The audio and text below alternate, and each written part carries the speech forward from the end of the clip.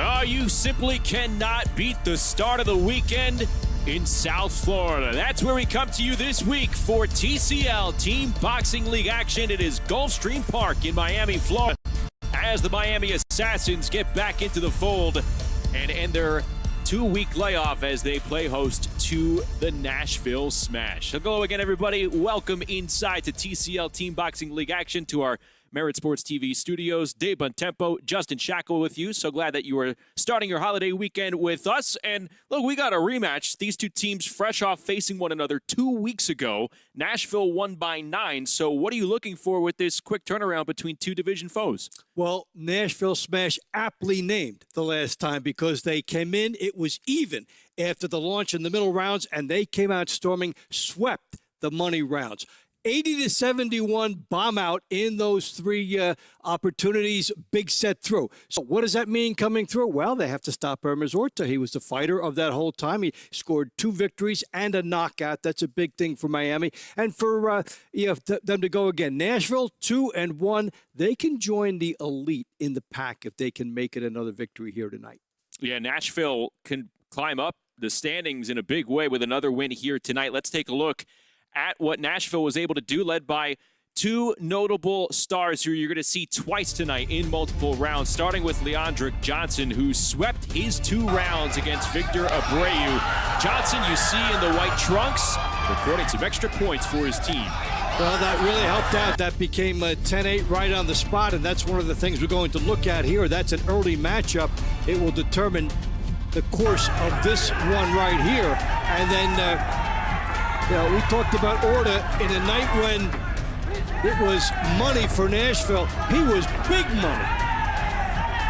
Hermes Orta, an undefeated TCL fighter here, as he was able to pepper away and then get the knockdown, getting the extra points for his team. Again, TCL Team Boxing League rules: if you record a knockdown within your individual round, you score more points for your team. This is team-based boxing. Doesn't get too much more exciting than this. And for Miami, coming in at 2-2, kind of like a crossroads event. We talk about in regular boxing crossroad fights for individual boxers. This is kind of like a crossroad event on the schedule for them at 2-2. Well, we've seen them in some other fights rally in those money rounds and come from behind and win, and then we saw them come up short in the money rounds a couple weeks ago. It's a team that is trying to redefine itself. Are we a 500 team or a little less, or we are a little better than a 500 team? And we're going to find out a lot tonight. And, of course, Miami is stocked with a great depth of Cuban talent, and we're taking a look at 2 notable Cuban fighters for Miami in the upper weight divisions. That is Yusniel Ruiz, competing at 175 pounds, light heavyweight, as you see him go to work 2 weeks ago against his opponent, and he recorded the knockdown.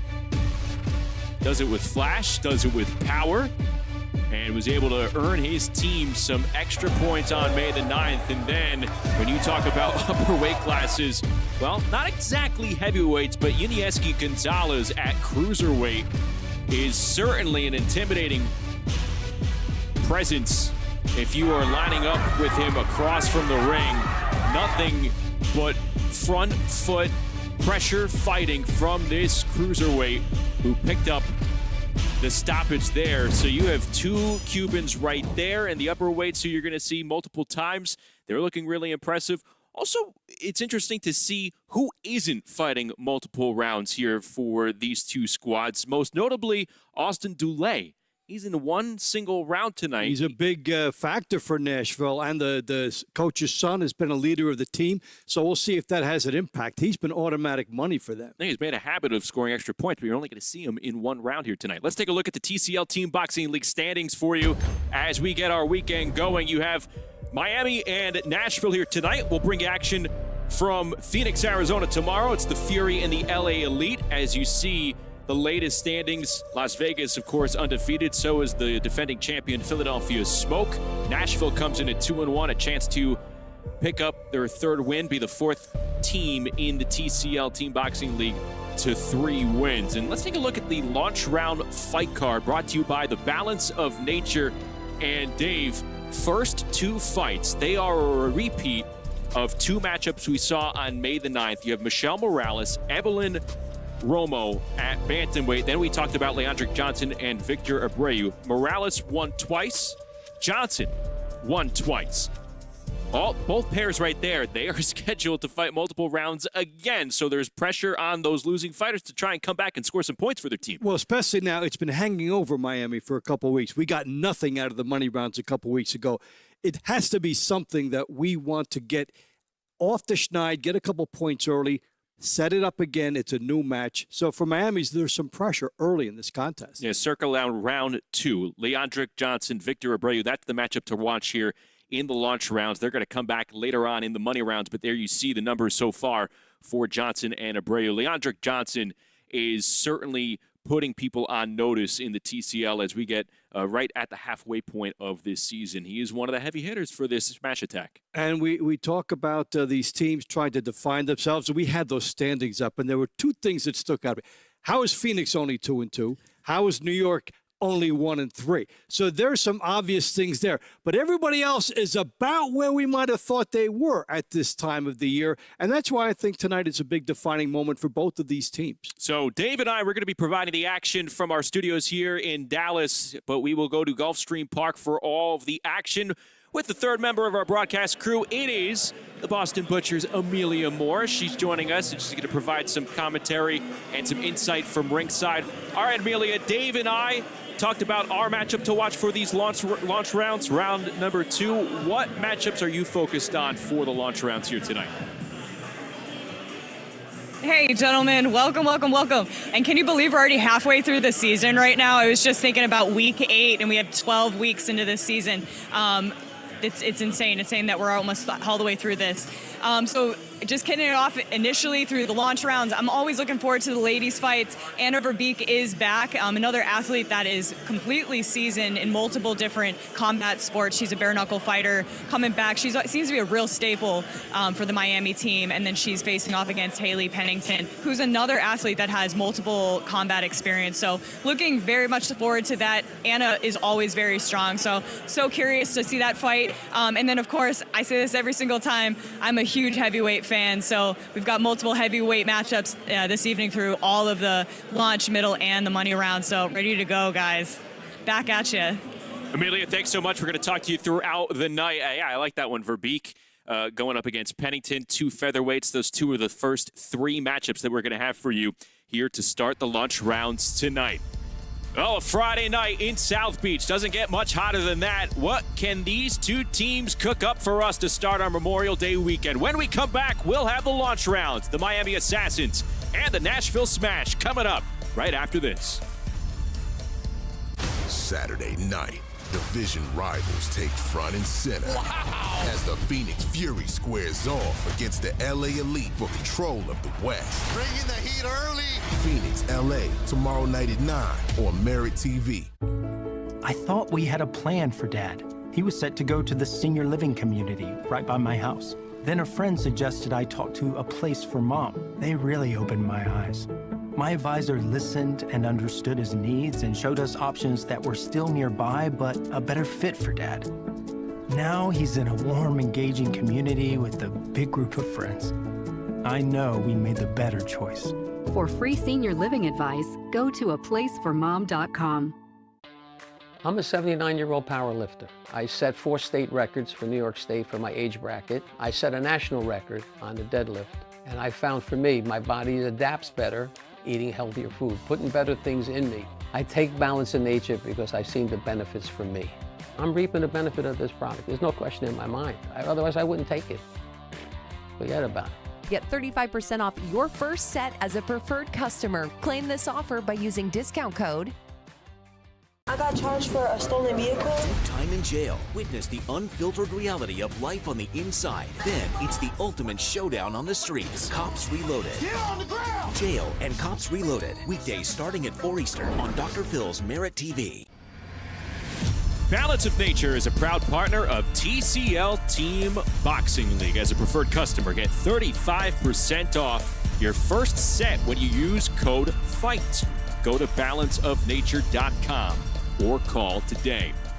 Back inside our Merit TV Sports studios, Justin Shackle, Dave Bontempo with you, where you're getting set for TCL Team Boxing League action in Miami. A pair of Southeast Division foes going at it for the third time in 2 weeks. Nashville won over Miami, 229-220 a couple of weeks ago, May the 9th. Nashville closed it out with a nice surge all the way through the money rounds. If you go back to the middle rounds, they took the last 9 rounds. So if you're Miami, what is your strategy here going into this matchup against a team that you know got your number pretty nicely down the stretch when it mattered most just 2 weeks ago? Well, part of it is coaching. Okay, I'm going to put some different athletes in. We're going to try for a different mindset. And then tell the team, we were there. We were there after the launch rounds. We were there after the middle rounds. And it was just unfortunate for us that we could not get anything done. So the other part is get off to a good start. Try to get a little bit of a lead over those first 2. Try to have a little bit of a cushion. But Nashville, is very strong. The other thing is delay only fighting once. You have to try to play upon that. We saw that in our last week's show with Philadelphia. With not so many fighters fighting twice, it did matter. It was a down-to-the-last-minute situation. So those things matter. Miami has to build on something early. Yeah, these teams, obviously, when they're matchmaking, look, they know more than we do, for sure. Yeah. They know more than the fans do. They know their fighters the best. You wonder, what went into the decision to maybe not necessarily hold back a fighter like Austin Dulé, who has some stoppages, some knockdowns already to his resume here this season, but when it comes to the matchmaking, what goes into that decision, those discussions coach to coach, where you decide, hey, I gotta hold my heaviest hitter, one of my best point scorers, back to only 1 round tonight? I think part of it is the coach thinking back of his head, I don't need him for 1. So they're rolling the dice a little bit. The other thing is they're looking beyond this into the fact that we go all the way through the summer, try to give you a guy a breather once in a while if you feel you can get away with it. But you are rolling the dice on the current matchup to do that. So you have these situations going in. Maybe there's something in training that the coach has picked up and says, maybe I don't want to go 2 rounds with him. Maybe 1, try to rest something he can get through for us. And maybe you want to bring somebody else in. You need depth when it comes to the playoffs. So some of these situations are going to bring some new talent in and see if these people can blossom, because they've been lobbying. We don't see that, but the fighters have been lobbying the coach. Hey, put me in, coach. I'm ready to play. We could get some good perspective from Amelia Moore on this, because when it comes to the matchmaking, we're moments away from the ring walks happening for both teams. But Amelia, I don't know if you caught our conversation just now. Dave and I just kind of talking about strategies involved with the matchmaking, who gets to go in the money round, who only goes for 1 round. We take a look at a fighter like Austin Dulé. We know he has that knockdown, that stoppage capability, yet he's only fighting 1 round. From your experiences, what goes into the money round matchmaking, and especially in instances where you think about a money round fighter actually being held back to just 1 round in a given match? Yeah, it's crazy. So the way, I don't know if you guys have talked about exactly how it happened. So it's kind of like not a raffle or a draw, but the head coaches actually have to be very strategic. So it's kind of like a flip of the coin. They go back and forth. They get to decide what weight class. And then if say the coach wins the coin flip, the other coach gets to pick the weight class, and then the other coach gets to pick the fighter. So it kind of goes back and forth, and it's that idea of how do we match these up with our strongest fighters to be able to take away your strengths. So looking at those money round fighters, it's how did that draw happen where that athlete wasn't able to go into the money rounds? It's very a strategic play. It's a lot more than just like throwing names on a board, of course. And along with that, like, how do you put your strongest fighters into those money rounds so that you can really, really close it out and make sure you have strong athletes, but then putting your finishers, the ones that are your strongest performing athletes in those money rounds, be able to close it out. Amelia, you've been in that mix talking with coaches. What are the conversations like between the fighters and the coaches as far as like trying to get into the lineup and trying to convince a coach, hey, I want to be in those money rounds, or I want to be in the lineup? Yeah, I don't think there's a lot of convincing, at least, for me as an athlete, I don't really have to convince. They know us so well that they know, especially getting this far into the season, they know what their athletes have to offer, and where we're trying to build in strengths and where we're trying to really fortify any weaknesses to also build those up way, way more. So I would say, I think all of us are game. Like, we're fighters. Like, it's what we're here to do. We want to be able to get in the ring. We want to perform in front of everybody and show what we've learned and grown from. But the coaches, that's why they're the head coaches. They know what their athletes have to offer, definitely, and that's how they really set it up. But I would definitely say that Nashville is gung-ho. I saw them in the hotel earlier today, and man, like, they're just like, it's going to be a smash today. So I feel the energy is just coming off of them. It's radiating for sure. I already made that pun once tonight before we even started the launch rounds. Amelia has one herself now, so I think we're all ready to roll here. I think we're ready to meet the teams, ready to get the ring walks going as we get set for the launch rounds over in Miami. Let's go back to Gulfstream Park and check in with David Berry.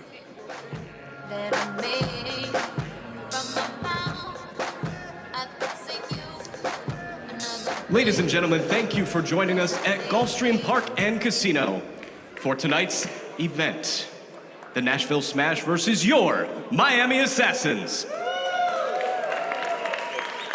Special thank you to the Florida Athletic Commission, along with Executive Director Timothy Shipman, and for hosting the event, plus our sponsors, Tim Smith Spirits, Climax Moonshine, Fire Number 32, known to bring the heat, Balance of Nature, proud health supplement partner of Team Combat League, Serenity Springs Recovery Center, a place of recovery and self-discovery, and brought to you this evening live on Dr. Phil's Merit TV.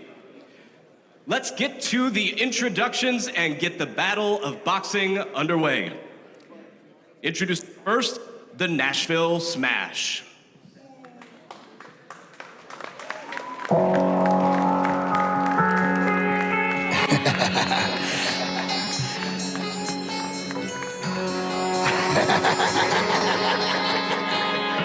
I'm gonna remind you. Hard times to move past that. No need for us to backtrack. PTSD flashbacks. Black spell with that fastback. 22s in this matte black. Money moving like a cash app. I'ma lose, baby, that's cap. When I push forward, better back. I'm full tank and I'm fully loaded. Hammer back and I'm ready for it. I don't ask for smoke, but I answer with it. Family wanted, I'ma go and get it. I was born to fight, so I'm swinging hard. Making the ring walk, it is the 2-1 Nashville Smash, coming off a 9-point victory over Miami just 2 weeks ago. On May the 9th, they won the last 9 rounds to take that matchup, and we're going to see a whole lot of Nashville coming up. They're back in action the very next week against New York City, but of course they want to take care of business here tonight and sort of separate themselves from those middle-of-the-pack teams at the halfway point of the 2025 TCL Team Boxing League season, as they will go for a second straight win here tonight on the road.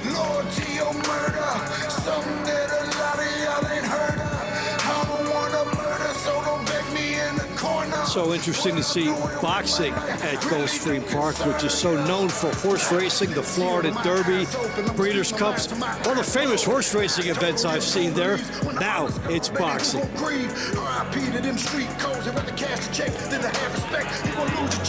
Introducing first, from the visiting Nashville Smash, coached by Fred Dulé. In the bantamweight division, 4-time Golden Gloves champion Michelle Morales. In the featherweight division, Leandric Showtime Johnson. Proud owner of the Pit Boxing Gym in the featherweight division, Haley Pennington. In the lightweight division, Roger the Hitman Hilly. At welterweight, Yoelis Molina. At super welterweight, Jeremiah Hinton. At the 160-pound limit of the middleweight division, Isaiah Elrod. At heavyweight, Fernando Cuza. In the featherweight division, Kenisha Johnson. At lightweight, Austin Dulé. At super lightweight, Avonda Ammons. At welterweight, Hermes the Warrior Kid Orta. In the super middleweight division, Juan Just Business Barajas. At light heavyweight, William Langton. In the cruiserweight division, DeQuantes Williams. And at heavyweight, former three-time ACA world champion, King of the Cage world champion, and bare knuckle boxing world champion, heavyweight Tony Johnson Jr.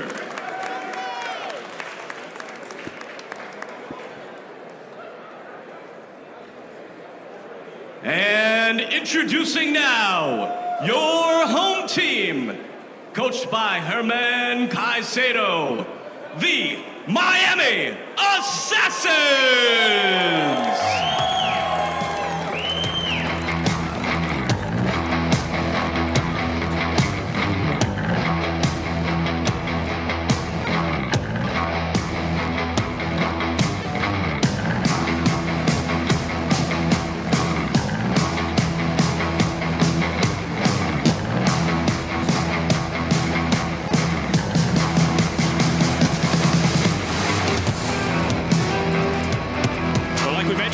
This is kind of like a crossroads matchup for the host team. Miami's at 2-2. They don't want to lose back-to-back bouts against a division rival in Nashville.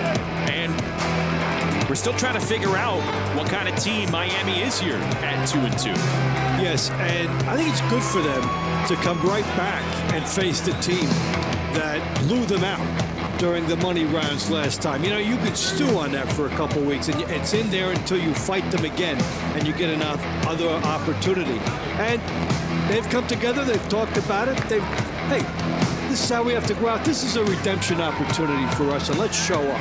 Will Miami be able to bounce back and exact revenge after getting swept in the money rounds just 2 weeks ago against Nashville? We're moments away from finding out.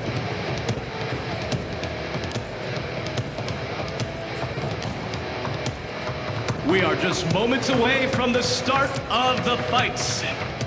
Once again, your Miami Assassins, coached by Herman Caicedo. Introducing first in the bantamweight division, Evelyn Roma.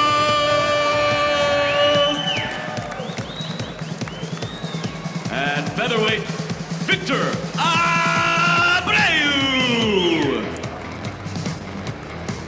Also at featherweight, Anna Verbeek.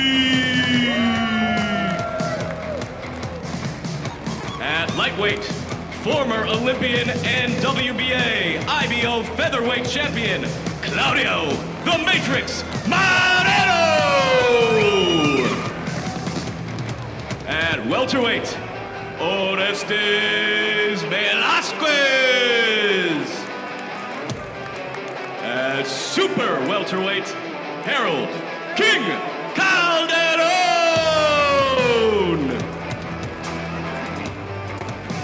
At the 160-pound limit of the middleweight division, Pedro Beltia. At heavyweight, Nestor Santana. At featherweight, Ali Pauero. In the lightweight division, Yustiel Napoles. At super lightweight, Tyler Southside Schaefer. At welterweight, Lorenzo Trevino.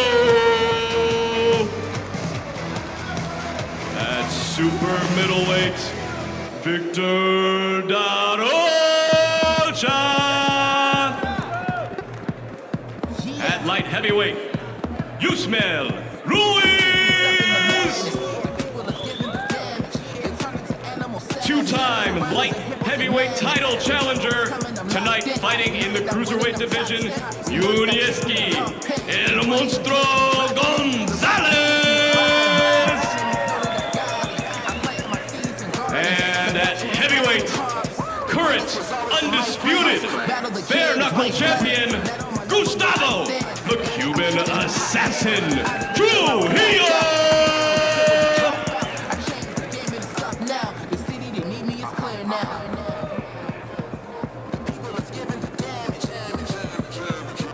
At this time, please rise, remove all caps, for the singing of our national anthem, brought to you by Ernest Gonder.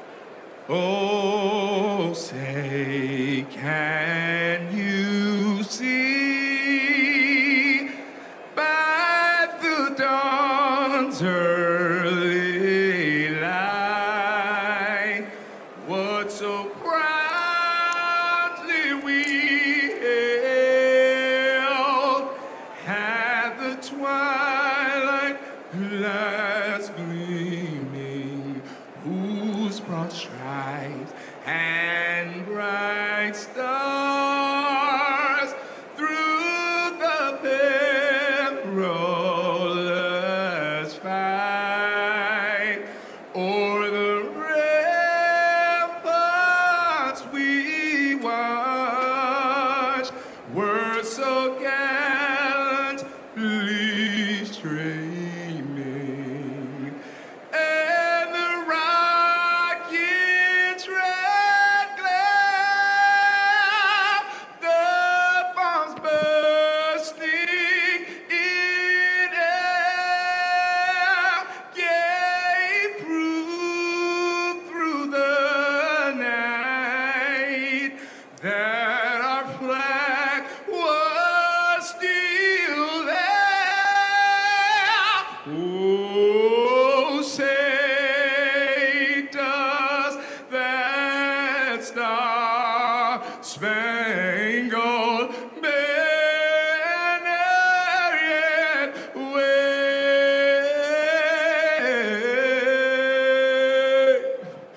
o'er the land of the free and the hope of the brave.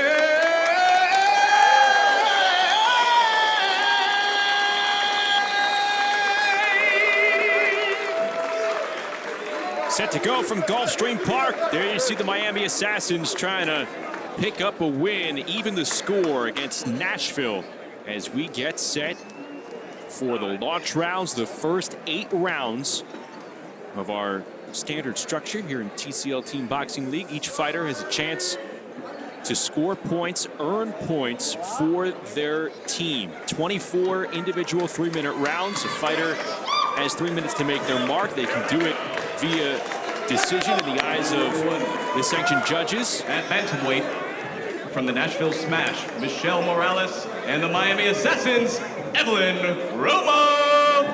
If they do it by standard decision, it'll be a 10-9 score. If they knock their opponent down within their round, it'll be a 10-8 score. If they knock their opponent down twice or knock them out, the round is stopped. It will be a 10-7 score. And we're getting ready to go for the launch rounds. Bantamweights, Michelle Morales for Nashville, Evelyn Romo for Miami. Let's do it from Gulfstream Park in Miami, Florida, as we get set for TCL Team Boxing League action here on a Friday.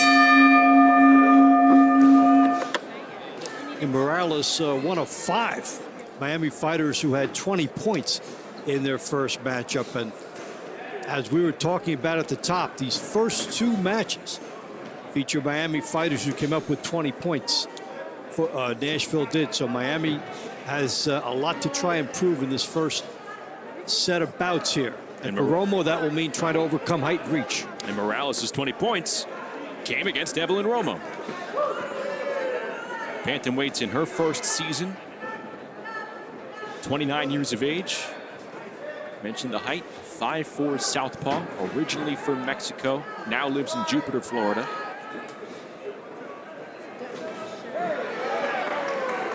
southpaw, but right now she's standing orthodox.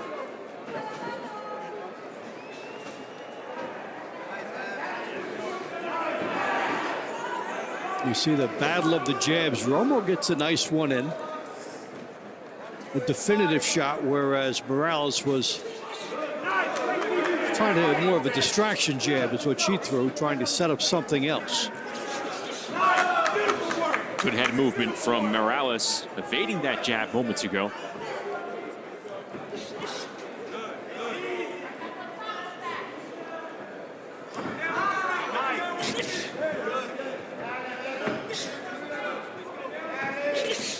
Evelyn Romo's 2-0 in traditional boxing.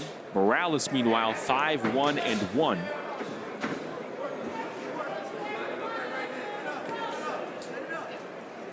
If you have a good record in traditional boxing and you get into this, even if you struggle in some early fights, there's a strong likelihood that you're going to grasp what it takes to win in this format, make those adjustments, and become a good fighter in TCL.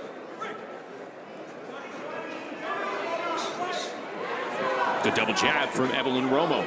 Morales, though, has been the come-forward fighter here. This last minute is going to be interesting because Romo, up to this point, may have done enough, but Morales is sensing the surge capability right now. Good left hand lands by Michelle Morales.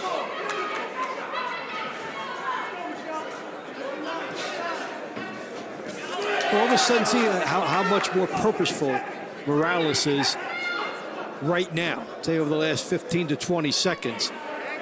A sense that she knows what to do in finishing strong.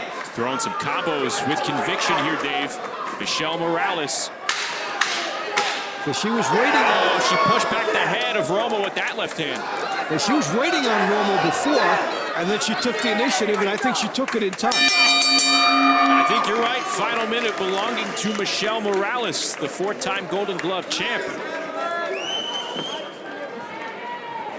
See, this is a matter of Morales kicking it into overdrive in the last minute. All of a sudden, she started attacking. This round is brought to you by Climax Moonshine. And she got inside the jab, known to bring walked her way inside,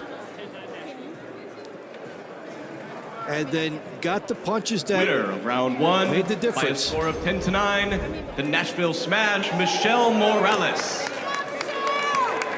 So Morales picks up her 3rd straight round win over Evelyn Romo. And this one, I give her credit for a sense of timing. Entering the ring now, round number 2 at featherweight from the Nashville Smash, Leandric Johnson and Miami's Victor Abreu.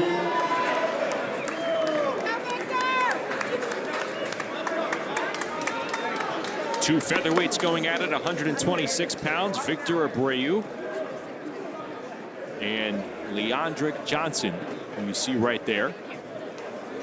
Again, Johnson scored 2 wins over Victor Abreu 2 weeks ago. They're going to face off here and in round number 23. I'll tell you what, picking Abreu off twice in a head-to-head matchup is really impressive. He's had a good TCL career, 12-6 all time. Yeah, it has. So that is quite an accomplishment.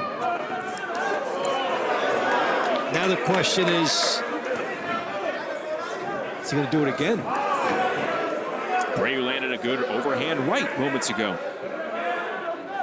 I like the pace that these two are starting off with.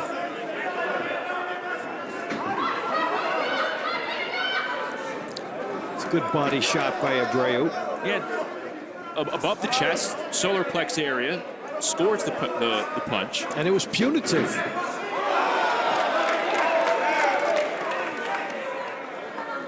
And you're always taught, don't jab necessarily into the face. Jab for that chest area, the solar plex area. Your opponent's gonna level himself out. He'll do the rest. There's never been a wasted punch to the solar plexus ever. And also, if you jab there, you give your opponent something different to worry about because it's not classic to the chin or to the face. If you can land, that shows quite a lot of athleticism if you can land a jab to that area.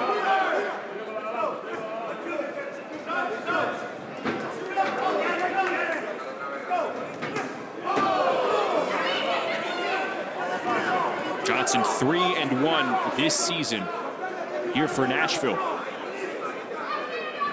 Spent his now third year in the TCL Team Boxing League, 24 years of age. Made it to the finals with the Atlanta Attack back in 2023. Last year he fought for San Antonio. As you see, his Nashville teammates very engaged, focused on what Johnson could do here in round 2 and again later on in the money rounds. You have to feel really confident just by looking up and down the bout sheet, the match order, if you are a member of Nashville, given what you did on May 9th. Again, you have first 2 rounds. For the first 5 rounds, you're going to see fighters in the launch and the money rounds, and a lot of those fighters for Nashville, they scored victories against their opponent 2 weeks ago. And it carries over. It's one thing to win 2 weeks ago. It's another thing to win going away in dominant fashion, as Nashville did. And you know, if you're Nashville, you had those wins. You're coming in here thinking, I'll do it again. I know this person's style of matchup. I just did it. Victor Abreu certainly had his moments here in his third meeting in 3 weeks with Leandric Johnson. Was it enough to pick up a victory? We'll see. So here is replay from that. A good shot to the ear by Abreu. Looking to time, but not leap in over the left hand. He senses a trap, so he's trying to be methodical about it with good reason, because he goes for it there and gets hit. Then he scores with the right hand. Some of the bigger shots belong to Abreu. Does he get the points? From Miami, he does.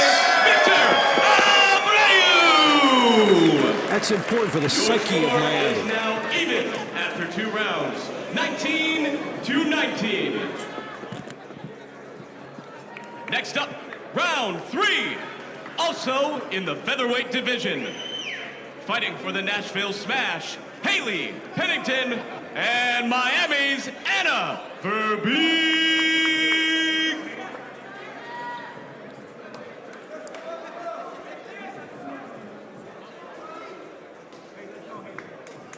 Well, Victor Abreu kind of broke the dam there, picking up a win over Leandric Johnson. We talked about the pedigree of Abreu within this league.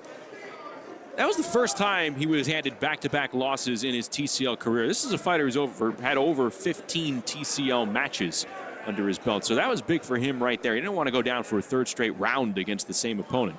He showed a lot of mettle, adjustments, and he took some chances. And it was a close fight, and he got it. Very important for Miami. If you take the last 9, then the first one here at 10. But getting an early win, we talked at the top of the show, it just resets the table. This is a new night. Here it's Anna Verbeek and Haley Pennington, who's in the blue trunks for Nashville. Verbeek in the white for Miami. This is the match that Amelia Moore was highlighting for us before the launch rounds. This is Verbeek's 2nd fight of 2025. 30-year-old featherweight from the Netherlands. Perhaps trying to give Miami an early lead here in the launch rounds.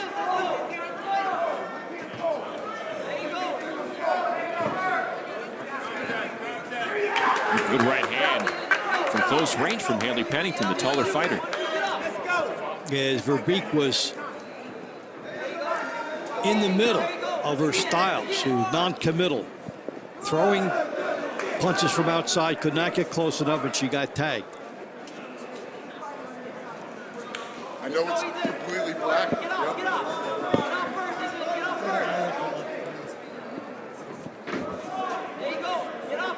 See, everything that Verbeek is doing is outside the scoring range. And Pennington is not paying attention to that. Now Verbeek stepped, got her way into the scoring range, and was able to get some punches home. Under a minute to go in round 3. Our night's just getting started. Verbeek landing with a left hook moments ago.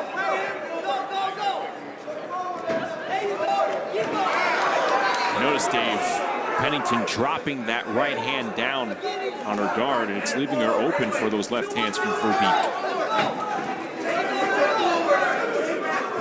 Yes, Verbeek has done a nice job taking the step first and then launching her attack. Earlier in the round, she was throwing these punches from outside the range. How did she get herself into the range? She stepped and then did it. Good back and forth between these two 126-pounders here. Final 10 seconds. And they're exchanging right in the middle of the ring, just the way we like it. Good round between Verbeek and Pennington. This is a tale of two fights here with Pennington earlier, and then a strong surge by Verbeek. Let's take a look at the replay from round number 3. They're going at it, making their final arguments here, and now Verbeek is right in the chest of Pennington, doing some of her best work after Pennington round controlled outside. With your winner from Miami, Anna Verbeek, by a score of 10-9. That's snatching Next one up, there. round 4. This round brought to you by Balance of Nature, Crowd Health Supplement partner of Team. Well, we're getting set for round number 4. Amelia Moore's ringside with a fighter you're going to see twice tonight. It is Nashville's light heavyweight William Langston. Roger Hilly, and Miami Assassins Claudio the Matrix Maru. Sorry, guys, just give us 1 second. So here we are. I'm out on ringside here with William Langston, the Nashville Smash. Just getting to know William a little bit more. We were talking earlier today. My gosh, I was blown away by the amount of history. His entire family has had deep roots in activism. His grandfather goes back marching with Martin Luther King and working with the NAACP. You yourself have massive amounts of energy to work with activism, human rights, and building community. Can you tell us a little bit about what you're doing right now with that, as far as what your aspirations are? Right now, I'm actually mentoring young kids. I coach kids. I'm a USA boxing coach, and I'm looking forward to opening up a gym, a non-for-profit gym, just to give back to the troubled youth in my community. I was one of those troubled youth growing up as a kid, so I feel like if we have something like that in my city, it'll do a great thing for the city and the kids. Absolutely. I mean, both of us can definitely attest that boxing in itself is just like a container that's able to be really, really therapeutic for children and people who are going through all kinds of stuff. And we had talked a little bit earlier about, just being able to really start creating the support where we maybe our generation felt that there wasn't enough support for us, and being the driving force behind kind of what you're doing. Yeah, really, it's really big in my family, and something that I really take serious. I've marched and I've done so many things in the community to give back to the community, and it's just all out for love. I love to do it. I love to give back to the community, and I just want to see the youth come up and grow the way that they should. Absolutely. And for boxing, did you say you have 4 boys? Yeah, I got 4 boys. I'm married with 4 boys. That's a hell of a lot of work on your hands there. 4 boys must be an incredible amount of energy. And for boxing, what does that really stand for you with how you're bringing the boys up? Well, I do everything that I do for my family. So they all know the fundamentals, the basics. I don't force them to do it. If they want to do it, they do it. But it's just structure. It's structure, a lot of discipline that comes with it. And they love it. They love it. They're watching it right now, and I'm pretty sure they're screaming. So. Absolutely. Watching you be disciplined, watching you do all the work and making great moves for your boys. Dude, I'm so proud of you. Thank you so much for taking time with us down on ringside, and good luck in he'll be in the launch rounds, I believe round 9 or 14? 14. So get after it and talk to you soon. Thank you. Thank you. Thanks so much, Amelia. We'll see William Langston in round 14. Also in round number 22, he's built himself into a nice multi-round fighter here. Yeah, he has, and what he's saying about the youth, remember a quote that stuck in my head from a guy I was talking to last year. He said, help people, hurt people. So if you spend the time and invest in the youth, you can turn them around, show them something, and that's what he was talking about in the interview, as Marrero trying to stay unbeaten here in his TCL season. Former WBA, IBO featherweight champ in those white trunks for Miami, taking on Roger Hitman Hilly. We'll see these two in round number 18. We'll see how they are going to be scored in the eyes of the judges in round 4. Well, can Miami get a 2-point lead? Well, Nashville says maybe not so fast. Don't think about this, says Hilly. Marrero giving evidence that Miami should go up by a couple points as he has an excellent performance outside. Number 4, your winner by a score of 10-9 from Miami, Claudio the Matrix Maldonado!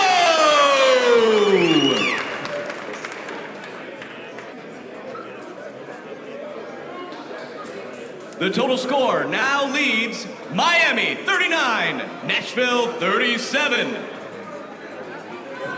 Entering the ring now, round number 5 in the welterweight division.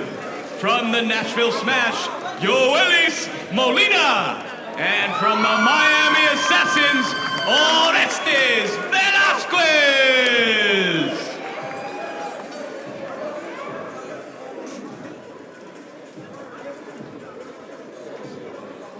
There is Orestes Velasquez, who you will see twice tonight against Yoelis Molina. Velasquez 0-2 so far this season. He's 2-6-1 in his TCL career.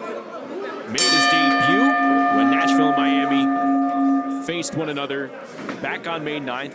Dropped 2 rounds to Yoelis Molina. Dave, this is another one of those matchups. Well, you see that. Velasquez lost twice. Velasquez is in the ring with Molina here, and he's set to be in the ring with him in round 24. That could decide a whole lot later in the money rounds. Yeah, and so you try to send the message with this particular matchup about later. You get a chance to apply everything you've analyzed over the last 2 weeks. We've got the righty-lefty matchup here, so for Velasquez, you want to keep the lead foot outside and find a way to shove your opponent back with that. He's trying to move away from the power hand. And he just missed with that right hand. He set it up and it almost connected but did not. It's Molina in the blue trunks, Velasquez in the white trunks. Pair of Cubans trying to figure one another out here in round number 5. Miami fell by 9 against Nashville 2 weeks ago. What will they be able to do here tonight with a second chance? It's always interesting to look at the footwork in these type of matchups. For Velasquez, it's all about trying to position to try to face the lefty. Now, the southpaws, you know, they represent maybe 10 or 15% of the fighters. Not many of the NFL players. There, Dave. Yoelis Molina, he is the southpaw here, and you talk about positioning. You want to position that right foot against, if you're Molina, outside of Velasquez's lead left foot.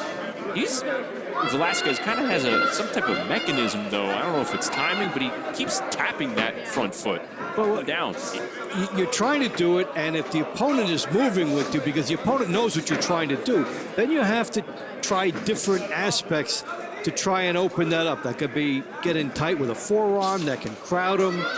You can let a shot go past your head, but this is all done in fast time. And so that's why we've seen a lot of grabbing here. This is all about positioning because of the styles. We haven't seen the big punches, but we did see a takedown.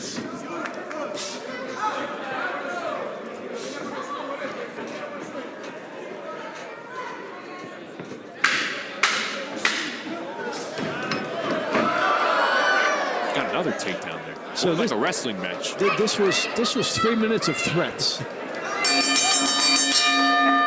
As the positioning, neither fighter really was comfortable with that. But for the first one is they don't give points for the body slam, but if they did, that would be edge Nashville. Important thing here also is to not get a point Your deducted winner by the at the referee. end of round number 5 from the welterweight division, from the Nashville Smash, Yoelis Molina. Your total score, your hometown Miami Assassins 48, the visiting Nashville Smash 47. Next up, round number 6 in the super welterweight division. In the blue corner from the Nashville Smash, Jeremiah Hinton and Miami's own Harold King Calderon!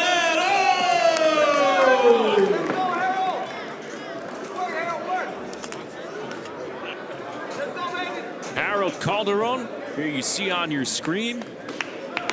In his second season, Jeremiah Hinton, it's his first TCL season. King Calderon still looking for his first TCL win. He's 0-2 after he dropped a pair of rounds to Javon Davis on May 3rd. He's 0-6 in his career dating back to last season.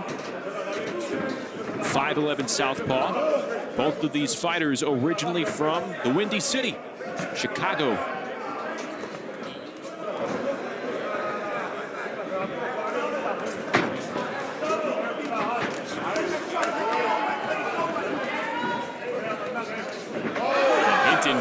Catching the attention of Calderon with a left hook moments ago. Calderon was trying to get his right jab out there and pump it, and he got caught in between. So thus far, Hinton doing a nice job of timing Calderon, sliding to his right, cutting off the ring, and suddenly moving closer to him at the same time to set up the right hand. Catch your camera down, Dave?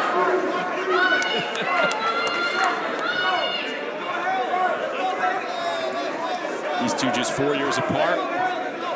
We heard all the good William Langston's been doing with the youth in his native Kenosha, Wisconsin. Hinton's a father of 3. He's a mentor to hundreds of kids around Chicagoland in the boxing space.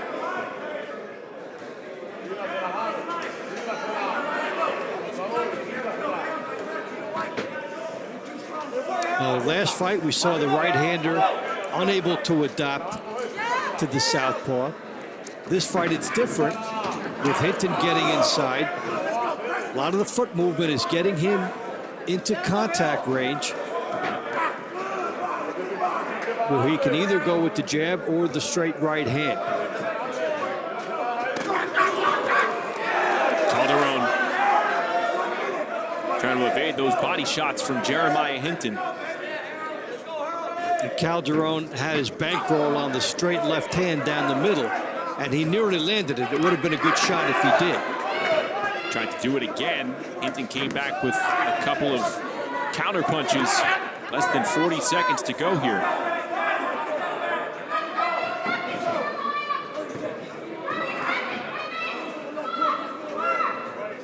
We're only going to see these two here in round 6. They're not scheduled for another round.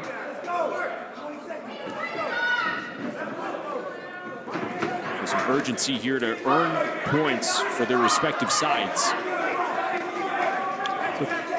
Calderon did land some good straight left hands, but Hinton has looked more like the ring general. More controlled aggression here from Jeremiah Hinton. We'll see if that's reflected in the judges' scorecards. We'll look at the replay here between Hinton and Calderon. So Hinton had some good shots, including that one from in close, and these early combinations register very strongly for him. Calderon figured out some good straight left hands in the last minute. Round number 6 from the Nashville Smash, But not enough. Jeremiah Hinton by a score of 10-9.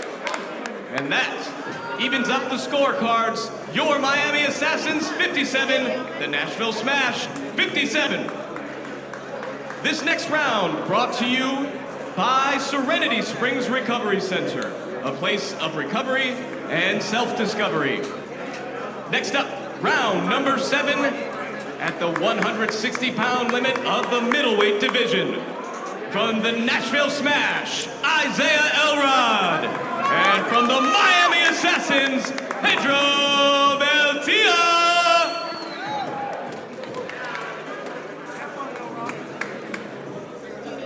Two middleweights in their early to mid-20s about to go at it here.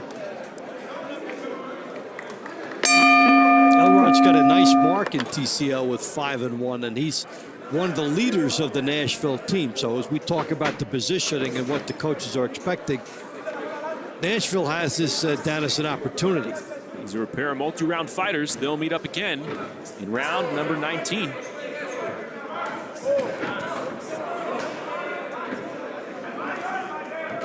These are two tall 160-pounders. We're on a 6'3" middleweight. This is Vitia's first season in the TCL, 3-1 so far. And his only loss against Isaiah Elrod. Again, he's facing twice tonight. Earned a win over the veteran contender Vaughn Alexander his last time out. Elrod's been a staple, but how about Vitia? Landing some big right hands. Yeah, and Vitia forcing the action, pushing, getting physical, and that has opened it up on both fronts. So he's been landing some shots, and he's been walking into a few.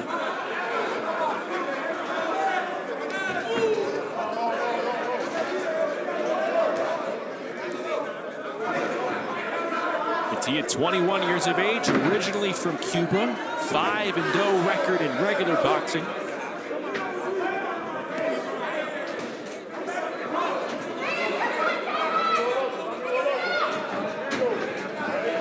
Sneaks into right hand. Good work going upstairs, then downstairs by Pedro Vitia. I think he's been sneaky effective in this fight. Good body shots after he's ducked some left hands. Big punch there. Just over a minute to go. We've seen some good signs from Pedro Vitia, the 21-year-old from the Miami Assassins. And now he has Elrod in the corner. It looks like Elrod's slowing down just a bit. Vitia walking into the opportunity zone right here, trying to land some big shots. He has really been stylistically sound up to this point. Caught him with a left hand again. Vitia doing a better job, moving his head. He's moving his fists quite well, and they're landing, finding a home on that beard of Isaiah Elrod. Another right hand that lands, a counter right.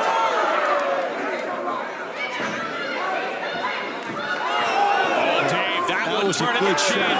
Beautiful shot from the right side from Pedro Vitia. One thing about finding a guy back, he's done some good adjustments from a timing perspective, and this is an excellent attempt to come back by Vitia.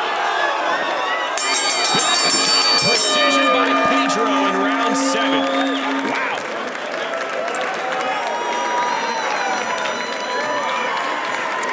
Talking about the different ways to fight the southpaw we've seen in 3 different fights. This is the one where he got physical, shoved his opponent back, found some room, and then teed off. In round number 7 by a score of 10-9, Miami, Pedro Vitia! Good call and a great That brings performance. the Miami Assassins back into the lead by a score of 67-66.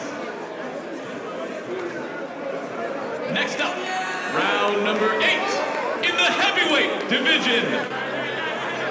In the blue corner for the Nashville Smash, Fernando Cuza. And fighting out of the red corner, Miami's own Nestor Santana.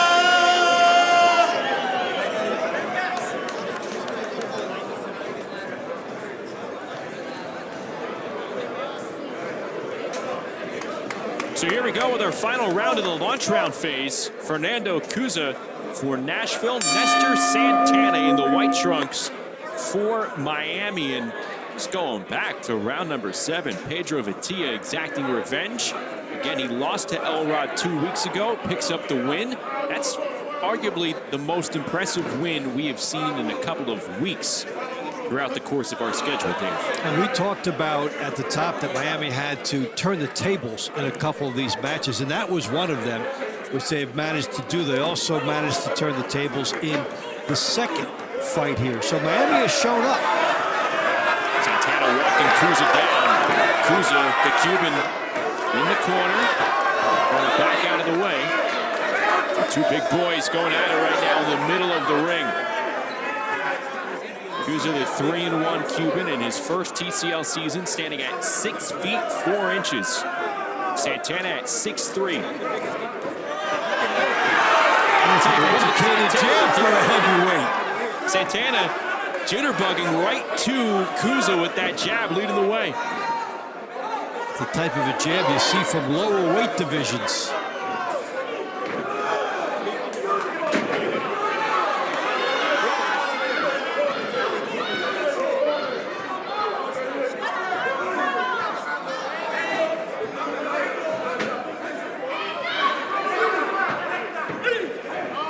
Love to see a quality jab from a heavyweight like that.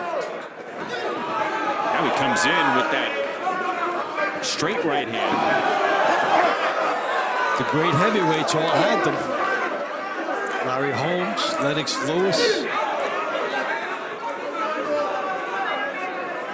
And this is a bombs away mentality from these fighters as well. This has the opportunity to see somebody drop.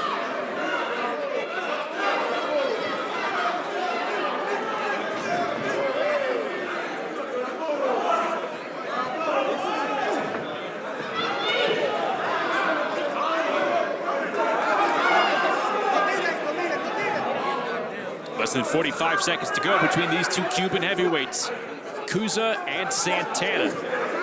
Good stiff jab right there from Kuza. Oh, nice combo by Fernando Kuza. And he's in his bag here.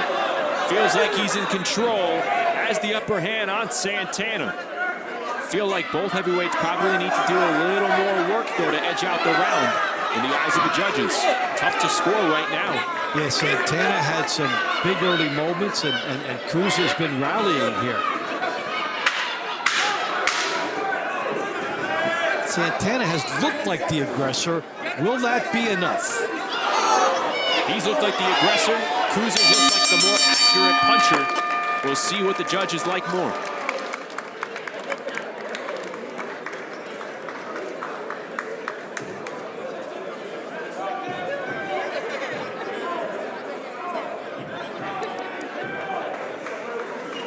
Two heavyweights with agility, Dave. They showed a lot of agility and ability, and they put on a good show here. I like the pace of this one. Well, I hope you really enjoyed it. It's the only time we're going to be seeing them tonight. Then I really, really, really enjoyed it. Round number 8 comes to its conclusion, and your winner by a score of 10-9 from the Nashville Smash, Fernando Kuza.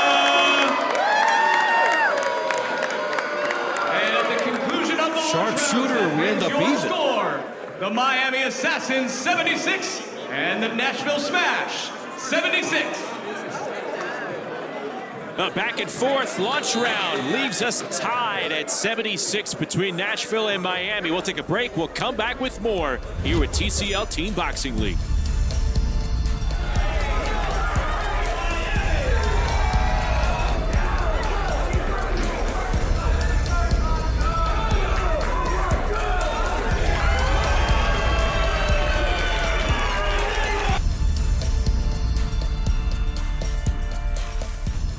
Gloves up, because the hits keep coming.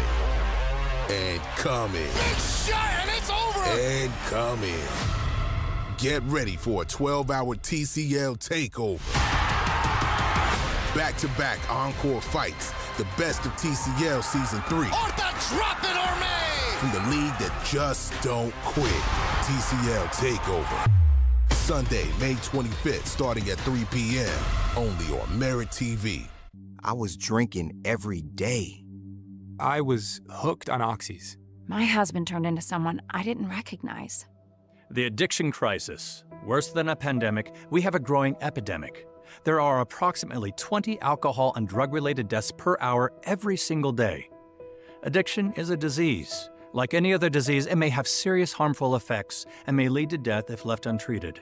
Introducing Serenity Springs Recovery Center, a place of recovery and rediscovery. We understand the unique challenges men face in their journey to recovery. Set on 38 private acres, our state-of-the-art facility offers a safe, supportive environment for healing and growth. Our team of dedicated professionals specializes in evidence-based treatment, providing our patients with the tools to overcome addiction and achieve long-term sobriety. If you or a loved one needs to make a change, call us today at 386-423-4540 or visit us online at serenityspringsrecovery.com and reclaim your life. TCL Team Boxing League is brought to you by Serenity Springs Recovery Center, a place of recovery and self-discovery. Launch rounds have concluded. We're all tied up between Nashville and Miami, 76 apiece as we get you set for the middle rounds. We welcome you back inside the studios. Justin Shackle, Dave Bontempo. Dave, we talked about at the top of our broadcast, in this rematch from 2 weeks ago, it's a chance for some fighters from that show on May 9th to get some points back for themselves, get some points back for their team, and avoid losing more than 2-3 matches to the same opponent. We saw that in the launch rounds from 2 fighters for Miami. Abreu came back in the second fight. We also saw Vitia with a very nice effort. And both teams have to be comfortable with where they're sitting right now. If you are Miami, we shook things up a little bit. We're right in it. That's ancient history 2 weeks ago. And if you're Nashville, you're saying we still have our best fighters yet, and we're even after the launch rounds. We're happy, too. So that's the contrasting mindsets for both teams, yet they're both on the same track here as we go into the middle rounds. Let's take a look, though, at the launch round highlights. It's brought to you by the Balance of Nature, and we got to zero in on what we saw from a pair of featherweights at 126 pounds, round number 3. Anna Verbeek taking on Haley Pennington, and Verbeek got some good cracks in here against Pennington. And this was an excellent surge by her in the final minute to take it. And then, Dave, I thought Pedro Vitia has turned in the round of the night so far. Yeah, and he showed us a different way to fight the southpaw. This time, he got physical, he shoved his man off, and that's how he found positioning to then go inside, and he was accurate behind the jab of his opponent. He scored. It was a gutsy performance and a nice win for him. Again, that was a rematch from May 9th in which Isaiah Elrod took the victory over Pedro Vitia. Here's a look at the middle round fight card for you. And what we will be seeing, again, Austin Dulé, team captain for Nashville, in action for just this one round coming up against the Cuban Yosdiel Napoles. And then we have Hermes Orta against Lorenzo Trevino. That's the one to watch for you, right, Dave? Yeah, because Orta has been one of the top performers in the league, and he's been the money man for this team so far this season. And when you come in there undefeated, all of a sudden everybody says, okay, we'd like to get some wins from you. We want some points out of you. So Orta is the guy that we're looking at. It's going to be a really quick turnaround for those two gentlemen. They're facing one another in round 12. They're going to go right back at it to start the money rounds at round number 17. Like you mentioned, though, Hermes Orta, he's done a great job throwing his fists around, his might around so far in 2025. Looks like he's well-conditioned to go in that short turnaround, no? And you get the mindset when you're an undefeated fighter and a team leader. It doesn't matter what they throw at me. Once, twice, I'm coming back. It's big up here. All right, let's go back to Gulfstream Park in Miami. A tie match so far at 76 as we get set for the middle rounds. Here's David Berry. Ladies and gentlemen, welcome to the middle rounds. We start at round number 9. First up, in the featherweight division at 126 pounds. From the blue corner, Nashville Smash, Kenisha Johnson. And in the red corner, your hometown Miami Assassins, Ali Pajuelo. The score is all knotted up, 76-76.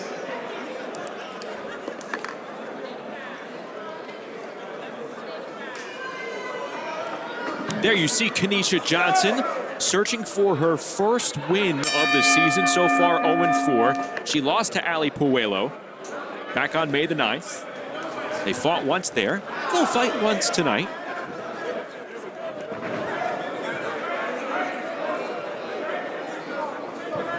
Pajuelo in the white trunks. This is her first TCL season, 3-0 so far. She fought twice on May 9th Dave, she beat Johnson. She also beat Haley Pennington, a much taller fighter. It's always impressive when you can beat two different fighters in one night, especially knowing that the second fighter had a chance to scout you. You may not have had a chance to scout that fighter. Kanisha, 36 years of age, born and raised in Nashville, trains at Music City Boxing. She initially started boxing training just to lose weight, and it took her to earning a spot at the Olympic trials as an amateur. Two-time bronze medalist at the National Golden Gloves. There are a number of stories like that throughout boxing where you go to lose weight and then you gain something. You gain acclaim, you get credentials, and then you gain belief.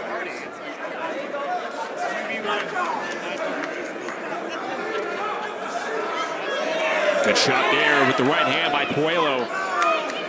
Ali Puello.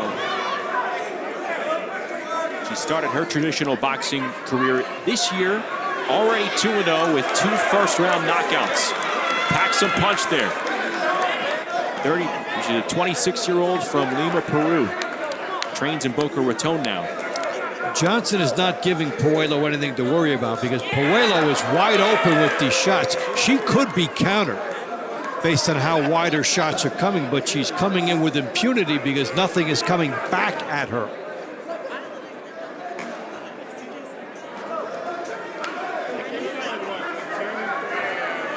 .45 seconds left.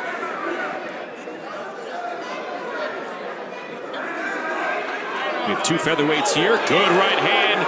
Right through the guard by Puello. She might have Johnson hurt.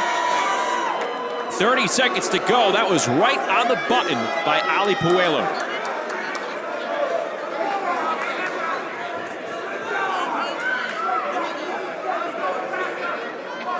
Now these wide shots by Puello are stopping her from dropping her opponent. She would like to tighten them up, and that's something I'm sure she'll pick up on in future fights. Tighten those shots up, they'll have more impact. Good 3-punch combo from the Peruvian. And she might be on her way to a second straight win here over Kanisha Johnson. We'll see the replay here. So here's Puello coming in. This is some of her finest work in the last minute of the fight. This is at the conclusion when of she round number 9, tightened up your a little. winner by a score of 10-9 from the Miami Assassins, Ali Puello.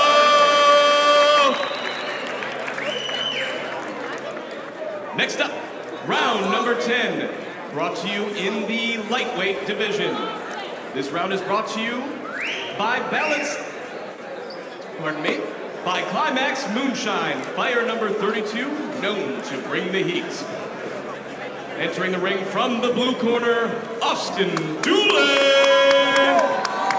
And fighting out of the red corner, from the Miami Assassins, Yustian Napoles.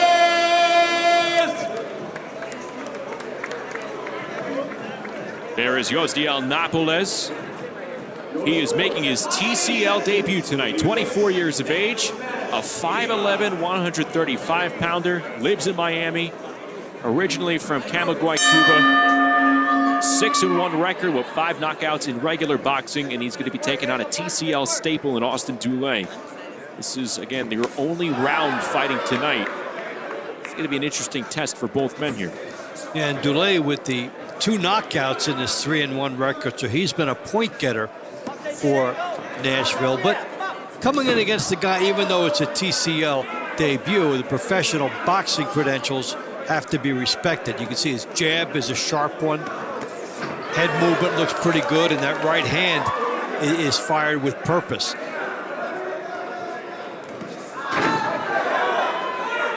Good counter shot thrown by Doolin. Napoles did a good job getting out of the way for the most part.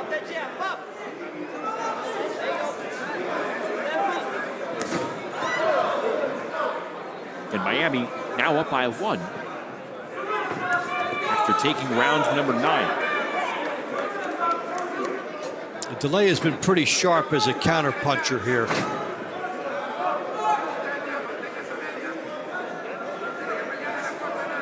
Showing some good head movement and following any shot aimed at his head. Good exchange there. Napoles tries to go to the body with that right hand.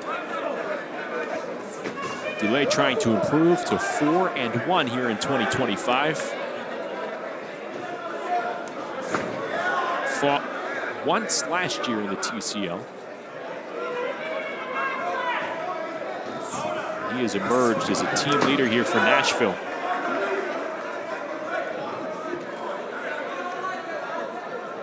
When you're the team leader, the team circles a W when you go in. So if you go above that, it's good. If you don't get that, it's a deflating mechanism.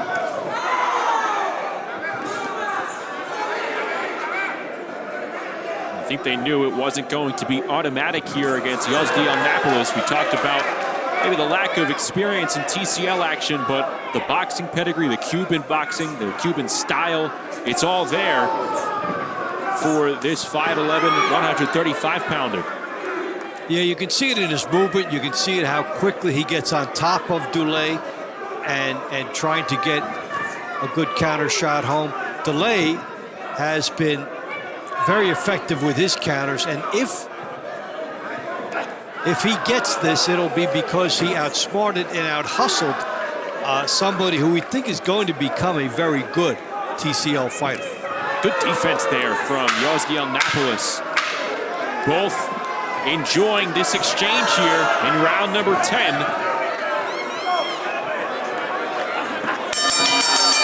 They're trying to do their best there. You could tell they appreciate the styles of one another here in round 10. A good high level of professionalism by both. Here, DeLay had his lead foot on the outside, controlled where the action was, but he got hit with some excellent counters when he went first, and Napoles was in good position, and they took turns with moments like that. At the conclusion of round number 10, your winner from the Miami Assassins, Yosdiel Napoles. Napoles the winner there. Time for round 11. While we get to that action, Amelia Moore is standing with Kenesha Johnson. In the lead, your Miami Assassins, 96. Nashville Smash, 94. Hi, everybody. We're back down by ringside. I'm here with Kenesha Johnson. Talking a little bit, that was a tough match. She's over here winded. I really do appreciate coming right out of the ring and being able to just jump on the mic with us. Hey, special gift. First time on the mic, but I can't complain. So, along with boxing, I have heard so much about your journey, your athletic journey, as far as having a huge weight loss journey. You're fighting 126 pounds. Tell me about that. How many pounds did you say when you originally started boxing did you lose? I was over 200 pounds. I started off fighting in the 165 weight class. So those some big girls with some big punches. But I got down here where my size is supposed to be, so now I feel a little bit more comfortable. Absolutely. What are you, 5'2", 5'1"? I'm like 5 foot. I've been pushing it. It's an amazing journey to be able to see you in the ring as a professional and really coming a long way. I know that motivating other women to move into their big dreams is really, really important to you. I also heard a little bit about you being a published author, and please talk to us about that, and also please tell us where we can find this book, because I plan on buying one. Perfect. So you can find it on Amazon, Unscripted Dreams, Beyond the Blueprint. Please check it out anywhere on Amazon. You can click that link and you can purchase it there. It's on Audible, and it's also on, what am I about to say? You can, it's on Kindle. I'm not going to say it. I was like, is it Kindle? Yes, it's on Kindle as well. So just check it out. But yeah, I just wrote it so everybody can kind of just get comfortable with telling their story, their journey, everything like that. I've been a warrior. I've always been about just following my dreams no matter what anybody thinks about it. So I wanted to put it all in the story so that everybody can get some motivation behind it and feel comfortable taking that next step, doing whatever it is you want to do. You're never too old to have a dream and to go after it. So it's all about discipline and consistency and betting on yourself. I love this. That's what we are. We're dreamers. You stay in the athletic world, you know that the sky is the limit. I'm so darn proud of you. I cannot wait to buy your book. Again, what's the title of it, just so I can hear it one more time? It is Unscripted Dreams Beyond the Blueprint. Amazing. Thank you so much for taking time with us. Very proud of you. I appreciate y'all. Thank you, guys. And back to the studio, you guys. Thank you so much. Thank you, Amelia. As we're talking, Dave, I'm putting it in my Amazon cart right now. How about you? I already ordered it. Because after the first time I had it, then she repeated it. You love those inspirational life journeys. Yeah, great story for Kenesha Johnson in terms of where she started, for the reasons why she started, and look what she has become, a decorated amateur, now competing here in TCL Team Boxing League. As we take a look at round number 11, Avonda Ammons for Nashville in the blue trunks, Tyler Schaefer, hard-hitting, 5'4" competitor for Miami. Good right hand from Ammons moments ago. Miami is ahead by 2. 96-94 the score.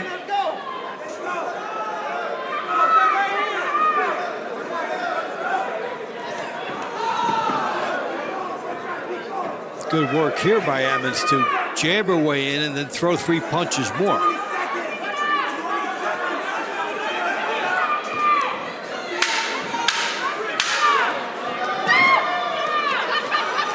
Only time that these two are fighting, they're leaving it all out there right in the ring. Schaefer with a good right hand lands on Ammons, but Avonda Ammons impressing in round number 11. Let's see if the judges feel the same way. Let's take a look at the replay. Some of the moments from that last round with Ammons getting in tight,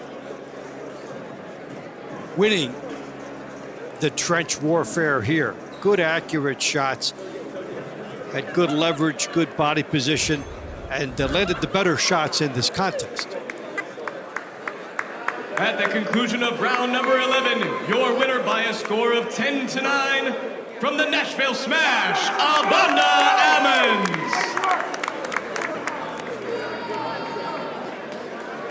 Next up, round number 12. This round brought to you by Balance of Nature, the proud health supplement partner of Team Combat League. Round number 12 is a feature in the welterweight division. From the Nashville Smash, Hermes Orta. And from the Miami Assassins, out of the red corner, Lorenzo Trevino.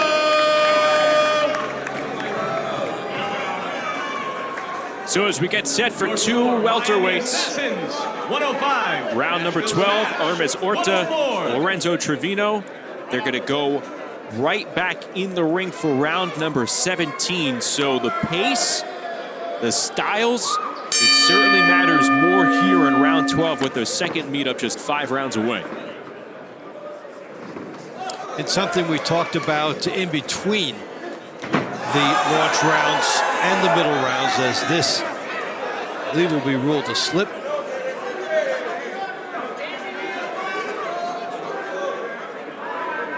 Is that now, for your Nashville, you're right in there, and you've got your big hitter coming twice. Orta trying to improve to 6-0 here in 2025.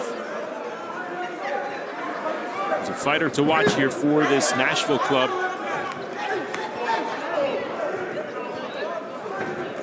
For Lorenzo Trevino, he is making his TCL debut right now. He's got to do it twice here tonight. 5 rounds apart against one of the undefeated fighters for Nashville.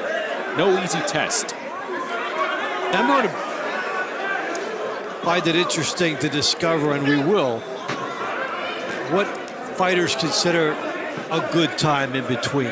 You've got 5 rounds here. You've got 22 rounds in between the second fight and the last fight. And they have different implications for fighters. This is getting physical. Referee's going to try and bring some order to this here.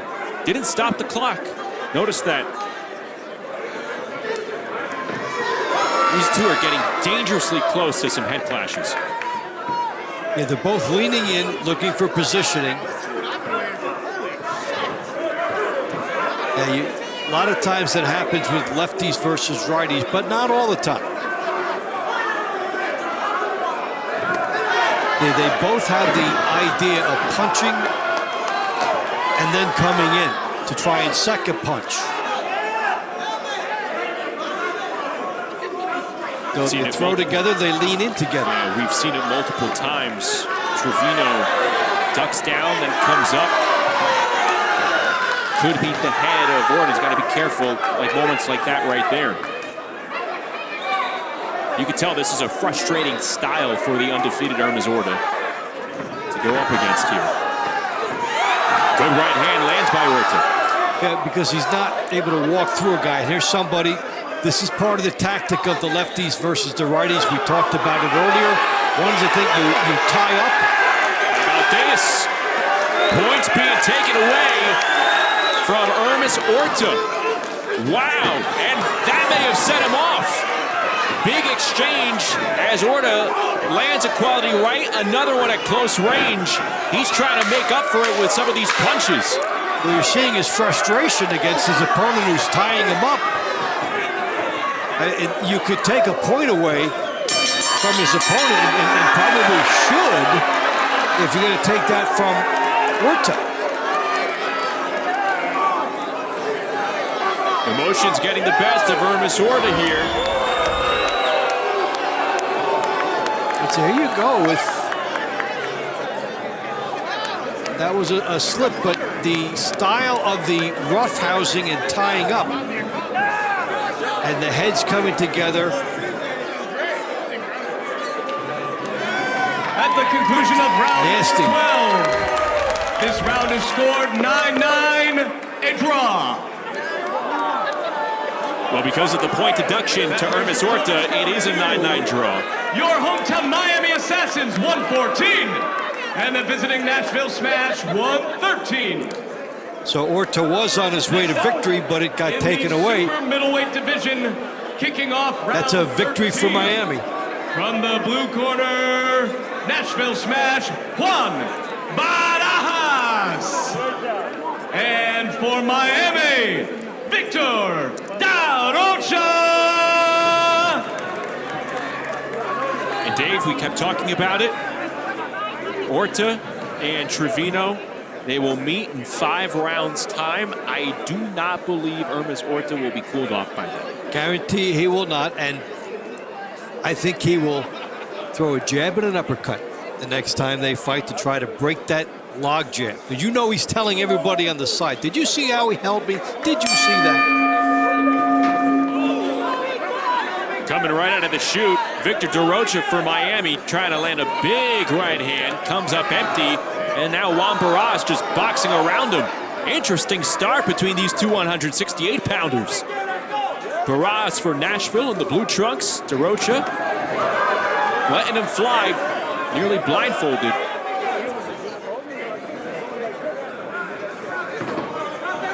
And if you could let that punch fly by and then plant yourself and make a quick pivot, you can score big because your opponent will be out of position.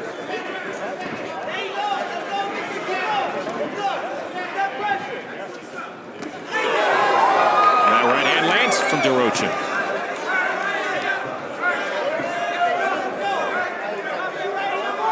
Victor Da Rocha, his second season, he is 0-6 to begin 2025. That's after he went 4-0 last year. Good body work from Juan Barajas, the taller fighter, asserting his aggression there on Da Rocha. Da Rocha fighting with a lot of emotion. And at times that emotion may be outweighing his technique. Careful what he looked over to the referee. You have to protect yourself at all times. We have seen good things from this Miami squad as Da Rocha's teammates look on. There's no wiggle room for complacency here, though, for Miami. There's some impactful shots from Victor Da Rocha here in round 13. Well, he's letting everything hang out. You see the intention, you see the emotion, you see the will.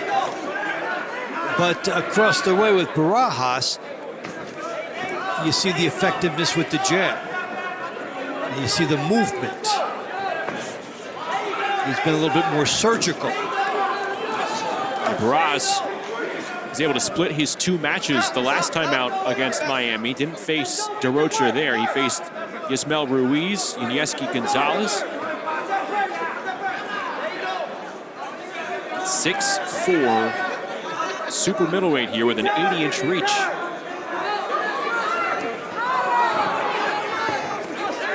And again, Barajas sticking with his natural credentials. And DeRocha got closer with that right hand. If he's a little bit more on the inside, he might strike gold with that.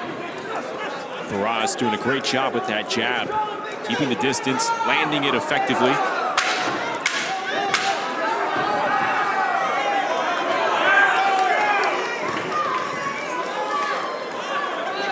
We have our Matador Bull matchup tonight.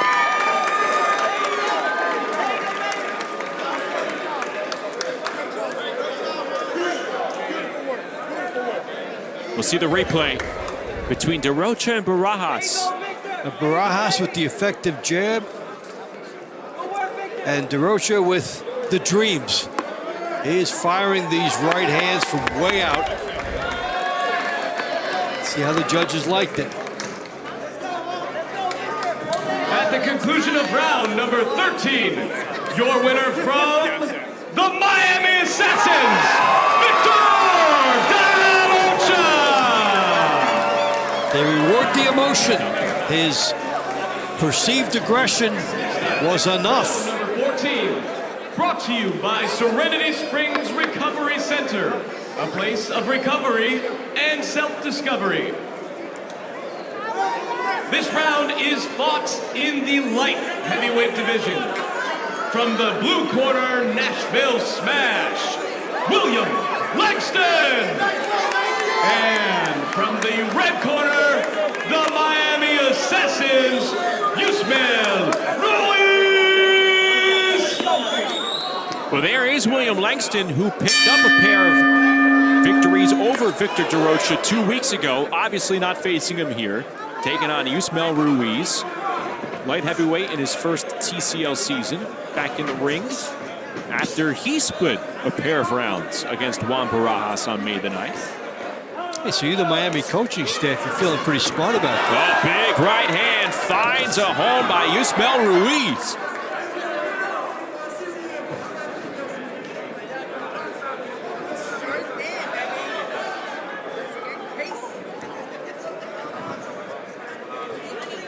See the toughness of William Langston. Again, start of the season, single round fighter. Feels like more and more as Nashville goes deeper into its season, he's being penciled in for 2 rounds. Yeah, and you work your way up to that effectiveness. You do well with the coaches. And meantime, we see Ruiz fighting an inspired battle here. A lot of those punches caught the leather of William Langston. There was some viciousness behind them. Good land there by Langston with the jab. Langston in the blue trunks, Ruiz in the white trunks. Ruiz made his pro debut back in October. He's 2-0 in his regular boxing career, as you see the on-deck circle for Nashville. Dequantes Williams is going to be competing at cruiserweight. He's getting ready to go. Getting hot. Well, yeah, Miami's riding a lot of momentum. That was a big win for them in the last fight. Coaching staff has to feel good about changing the order and putting DeRocha in, not fighting this guy, getting a win. Yeah, maybe you think that things are rolling into place for you if you're Miami. We shall see. Just over halfway through all 24 rounds. And we know what happened back on May the 9th. Very tight until Nashville went on to win the last 9 rounds of the event. That includes all 8 of the money rounds. Yeah, the rare sweep. What will the second half of tonight's event bring us? Right now, a 2-point lead for Miami as it looks to go up 1 over 500 at 3-2. Overall, though, as far as setting the table for those money rounds, there is more of a spark in Miami tonight than 2 weeks ago.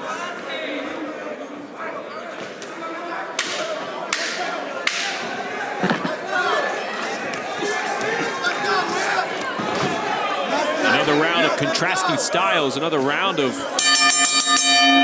trying to find out what exactly the judges appreciate and prefer here. And if you are going to fight again, you need to take notice of that. How much aggression do you think you need in these fights? So you've got Nashville on the outside, Miami doing the work, but what will the judges consider more effective? At the conclusion of round number 14, your winner by a score of 10-9, from Miami, Yusmail Ruiz. Your total score, hometown Miami Assassins 134, the Nashville Smash 131. Next up, at the limit of 199 pounds in the cruiserweight division, from the blue corner, Nashville Smash, DeQuantes Williams. And from the red corner, Miami's Yunieski El Monstro Gonzalez. Well, in the last two fights, we saw what looked like the ring general with the Nashville fighter have good positioning, but not get the nod because the Miami fighter hustled a little bit more. So those fighters who are going to go again and have that ring general type style will want to consider changing. And for Miami here, opportunity with their unbeaten fighter up.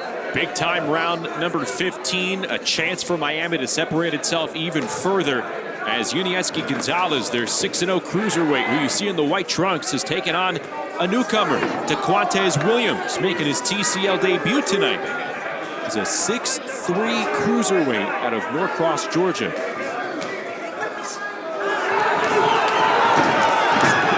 Gonzalez has him down in the corner. And that will be ruled a knockdown. Referee count coming.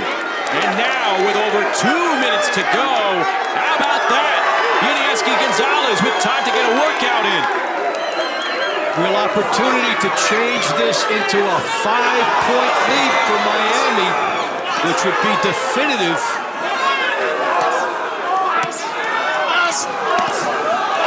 A big body shot. That left hand, that might have hurt Williams even further. There's a lot of time to work with.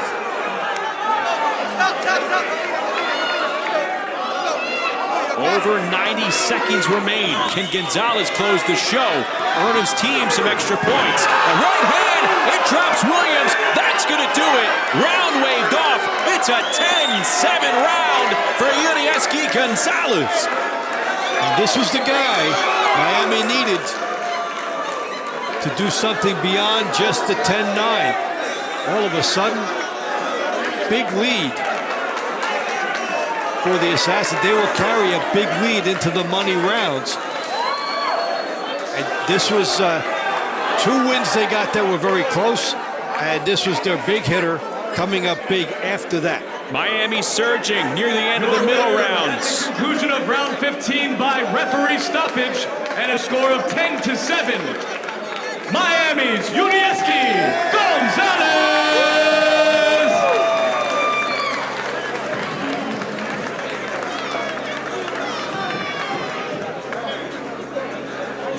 And Yunieski Gonzalez tells DeQuantes Williams, welcome to the TCO. That brings your score. Here's the rude introduction. Big time right hands, and these are just two guys on 2 different levels in this particular matchup. That shot right there, Dave. That was punitive. That was following the first knockdown. You got left hook. You got pain coming from all different angles. The shot to the body, then the one to the head. That knocked him down. Johnson Jr. And for the Miami Assassins, Gustavo Trujillo.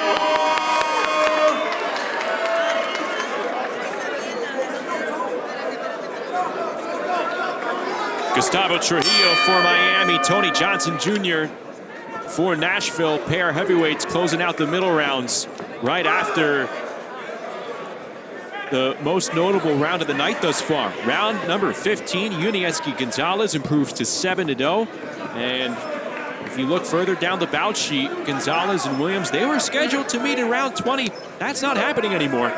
So that's another victory for Miami, and Yunieski Gonzalez may be making his point for #1 star of the night. Round of the night. If you're tuning into your first TCL Team Boxing League matchup, just a reminder, if you stop your opponent, the losing opponent cannot continue for the rest of the night if they're scheduled for another round. And that's the case there with DeContez Williams. He was stopped, and round 20 will not happen. It'll be another point for Yunieski Gonzalez, as Dave said. So that's essentially like getting 4 victories for your team.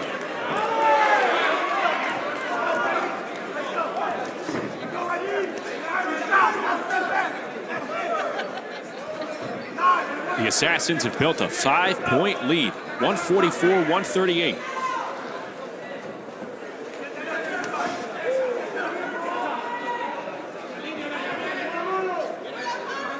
So they will fight with the luxury of a cushion in the money rounds. We saw Trujillo drop a pair of rounds to Fernando Cuza on May the 9th. They're obviously not matched up here.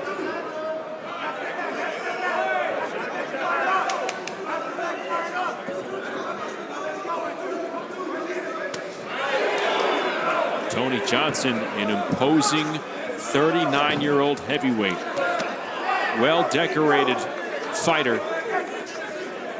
3-time ACA world champion, as you heard in his fighter introduction. The current King of the Cage world champion.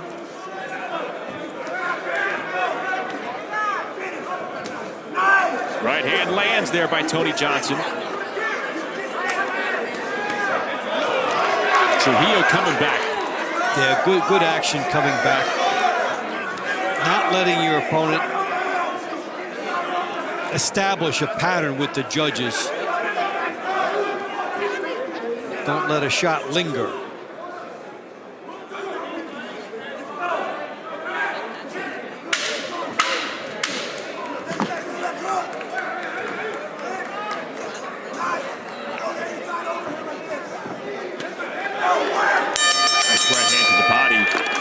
From Trujillo to close it out. Did he do enough to extend this recent run for Miami? They've won 3 straight rounds, including a 10-7 score in round number 15.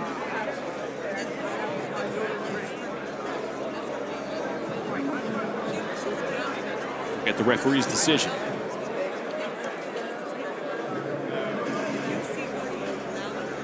Round number 16 comes to a conclusion. Your winner by a score of 10-9 from Nashville, Tony Johnson Jr. That brings your total score. Miami Assassins, 153.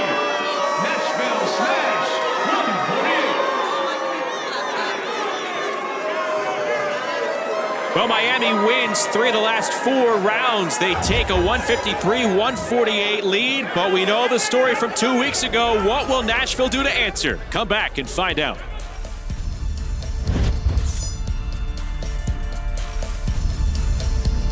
Step into a world of tranquility. Enjoy private accommodations. Let go of distractions and embrace the calm. Start your quiet exploration in jail every weekday on Merit TV. When it comes to family, I always do what's best. My parents taught me that. That's why I called A Place for Mom. Their personalized guidance was just what I needed to find senior living for Mom. And their advice is free to families. Not just free, invaluable. Our advisor gave us options based on our needs and budget, guiding us to the best decision. I never expected a free service to make such a difference. Our service comes at no cost to your family. Connect with us today. Whether you're mastering the golf course, nurturing your garden, or dancing the cha-cha-cha, maintain your well-being with Balance of Nature fruits and veggies supplements, a formulated blend of 31 whole food ingredients. Imagine the possibilities when you feel your best, exploring new passions, rediscovering old ones, and embracing every moment with renewed enthusiasm. It's time to redefine what's possible and live life on your terms. Start your journey with Balance of Nature.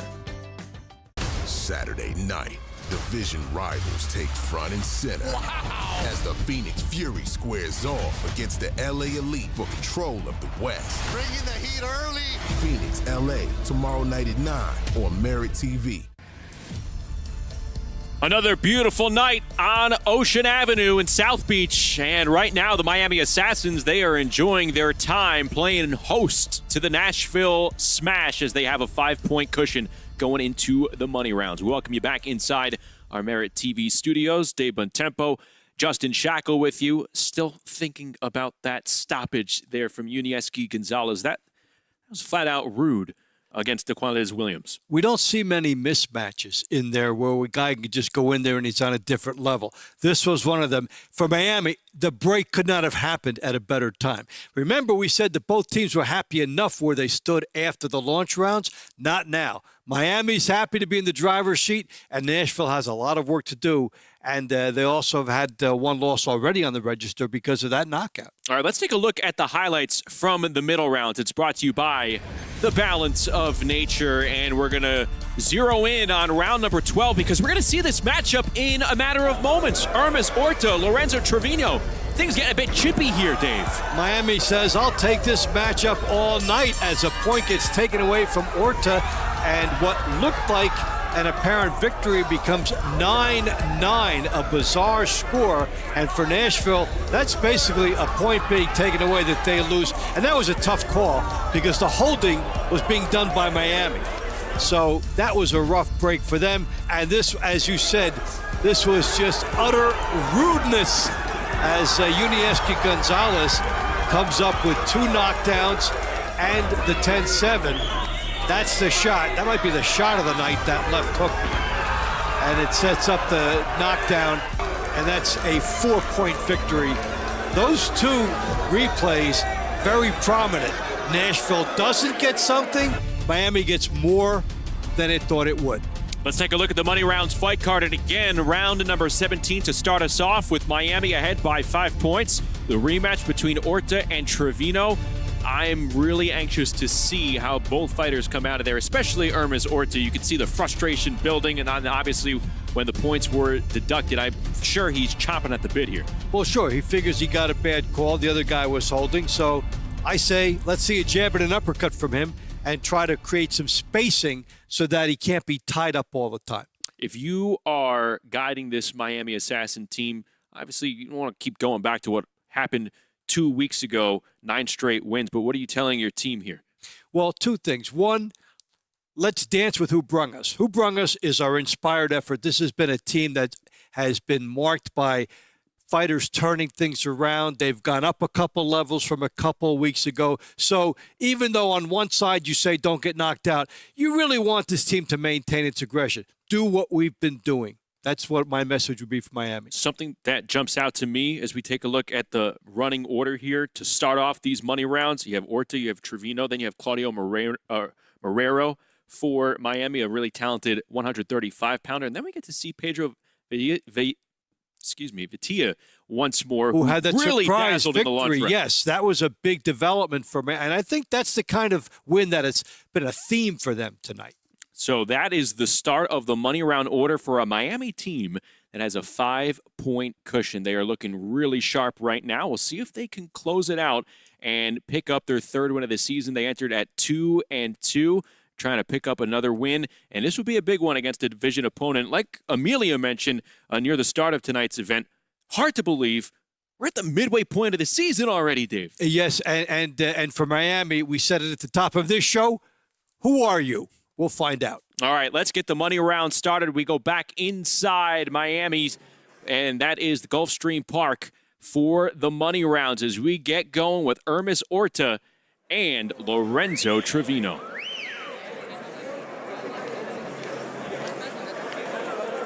It is time to begin the money rounds. Round number 17. In the welterweight division, fighting out of the blue corner for the Nashville Smash, Hermes Horta. And for your Miami Assassins, Lorenzo Trevino.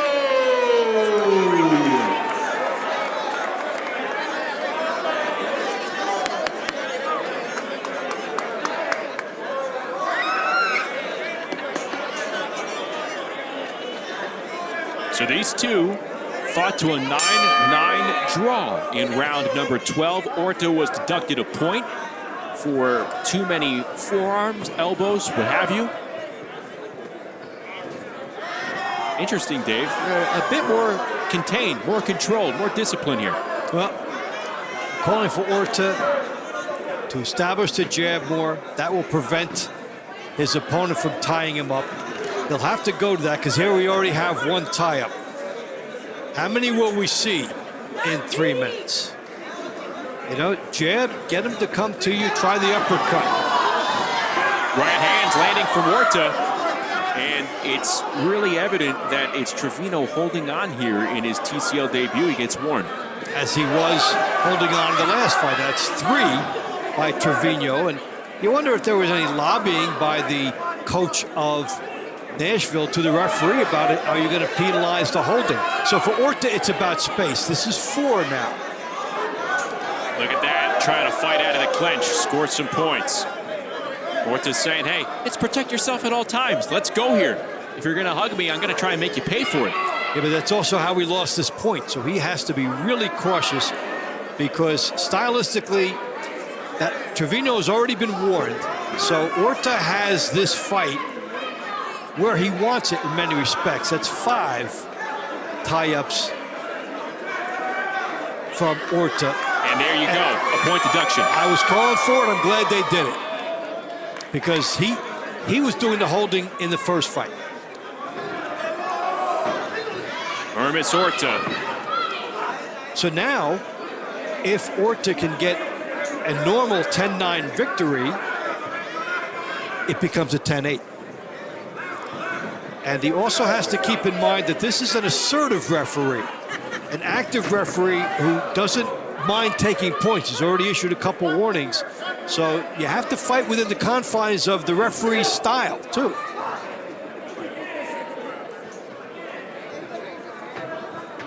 This would be a big pick-me-up for Nashville as it tries to chip away at a 5-point deficit. Horta with a good right hand. We've seen it on display in spurts here over these 2 rounds between he and Lorenzo Trevino. Horta has been continuing to do well on the outside, and this is unofficially hold number 8.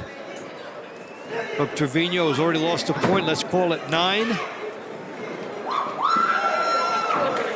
Pace is slowing down, Dave. He had about 5 in the first minute. Well, and it's good that the referee picked up on it. This is exactly the point I've been making about the last fight with this, in which he got a bad break.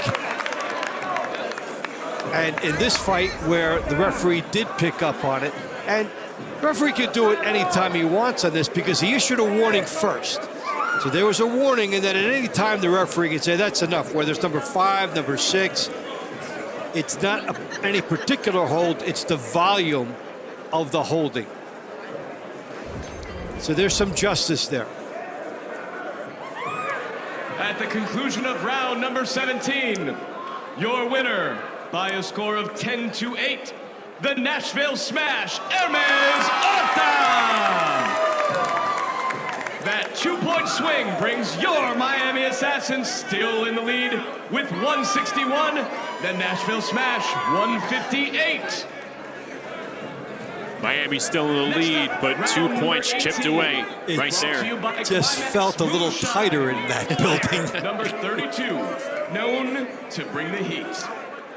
This round fought at the lightweight limit of 135 pounds. from Nashville, Roger Hilly. And from Miami, Claudio Marrero.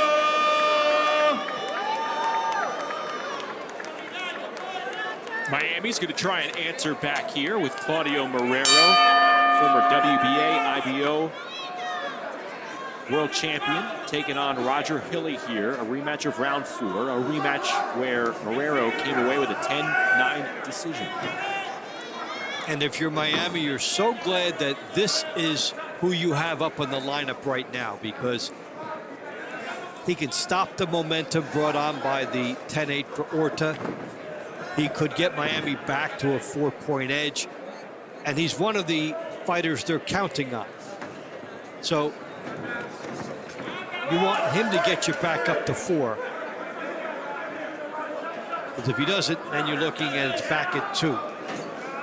And the other thing is, if Marrero doesn't win, it could be Miami thinking, here we go again, and the money runs.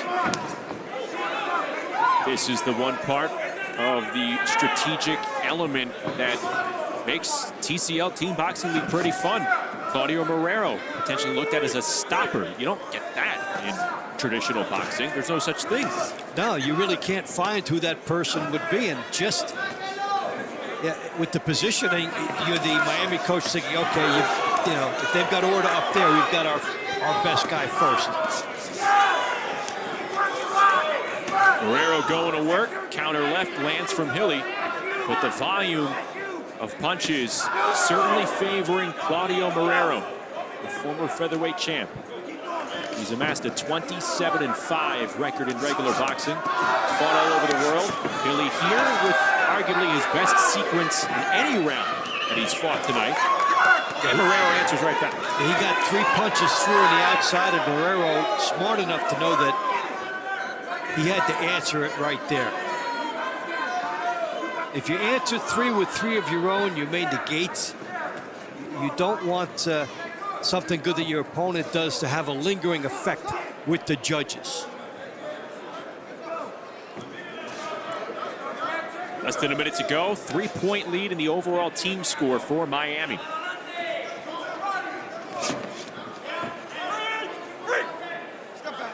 This has been a night where we've seen multiple fighters for the Miami Assassins perhaps overcome the odds, pull off some upsets, and really earn some victories that weren't there on the bout sheet a couple of weeks ago. And we saw Abreu come up big, we saw Batia come up big, DeRocha come up big. And that's what happens when a team wins. And then you get the Gonzalez 4-pointer. Because you need something big to take you over the top.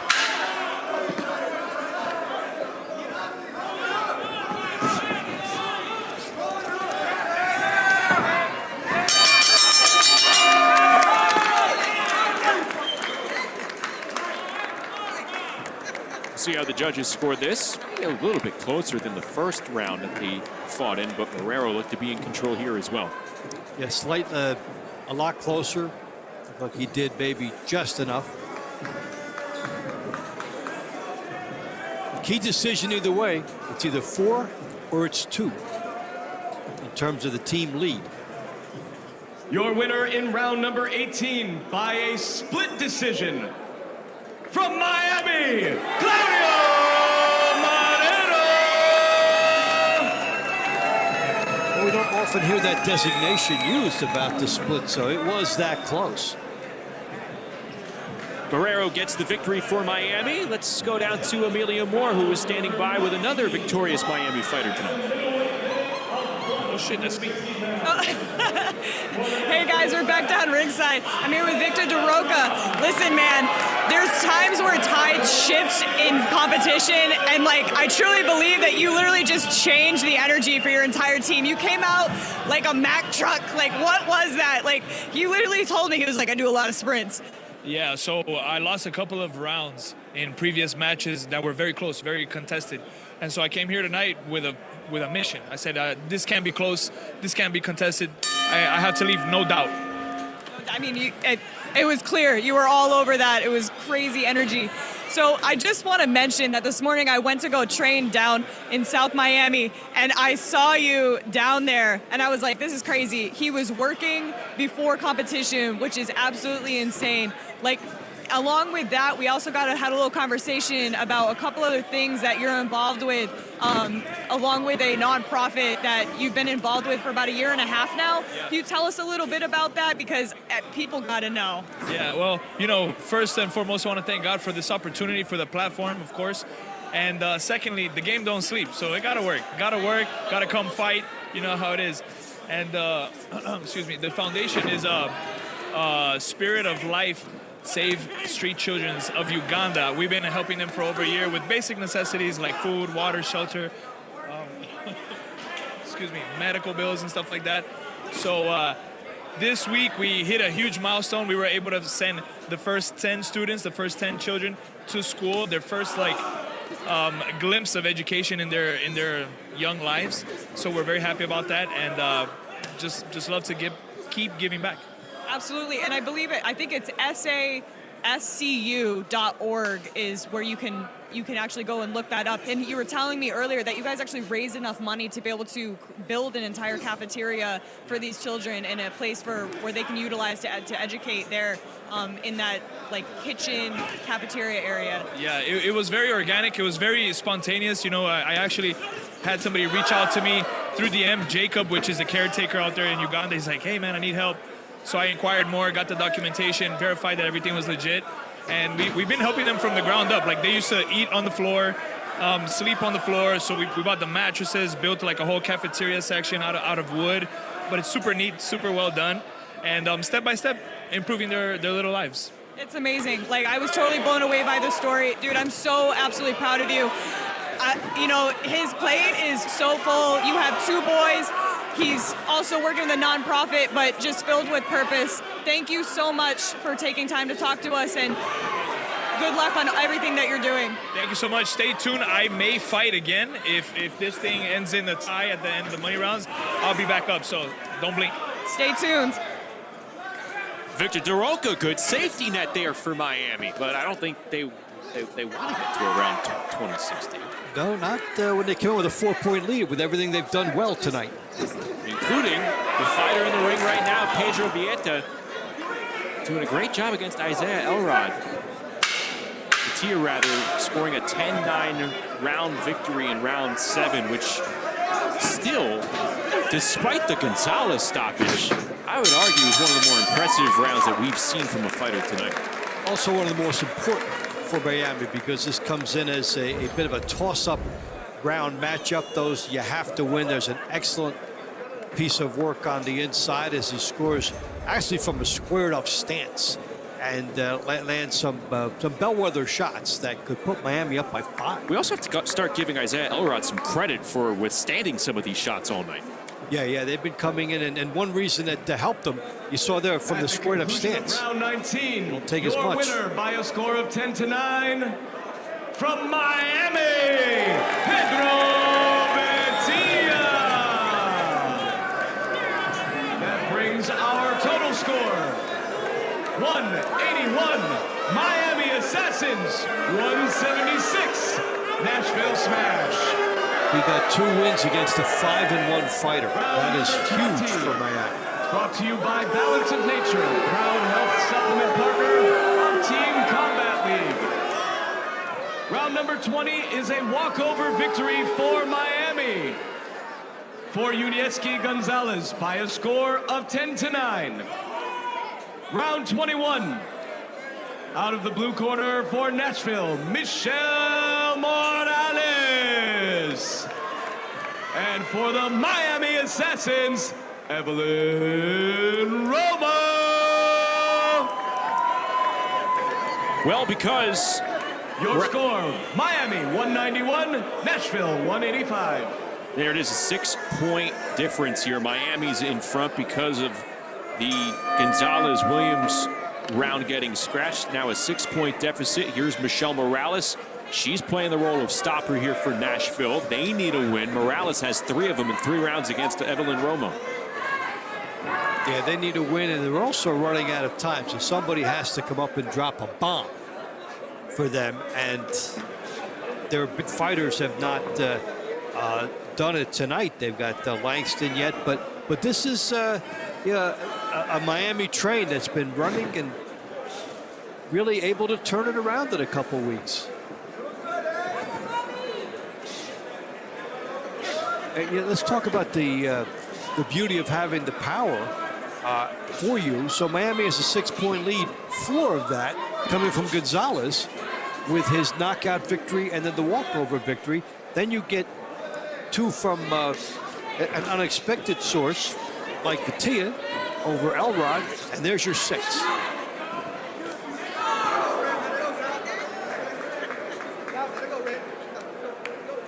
Pedro Vatia picking up 2 quality wins here tonight against the 5-1 Isaiah Elrod. He entered the night at 5-1.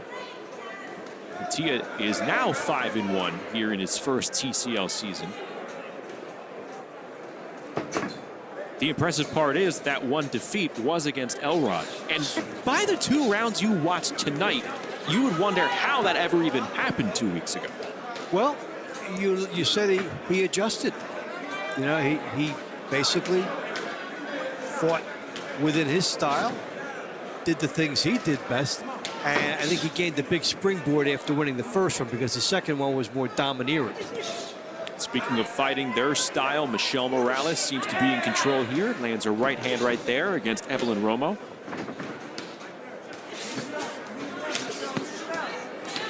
And this was a good scrap to start us off tonight, in which Romo dangled with the thought of an upset before Morales took over in the final minute of the fight and just walked in and got in close.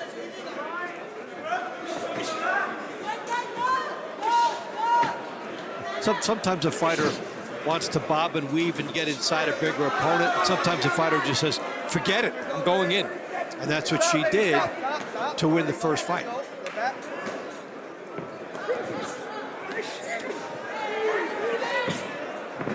Both fighters getting right in front of each other to try and inflict some damage here in round 21. And Morales be that stopper here for the Nashville Smash. We certainly need some points as we wind things down here in the money rounds.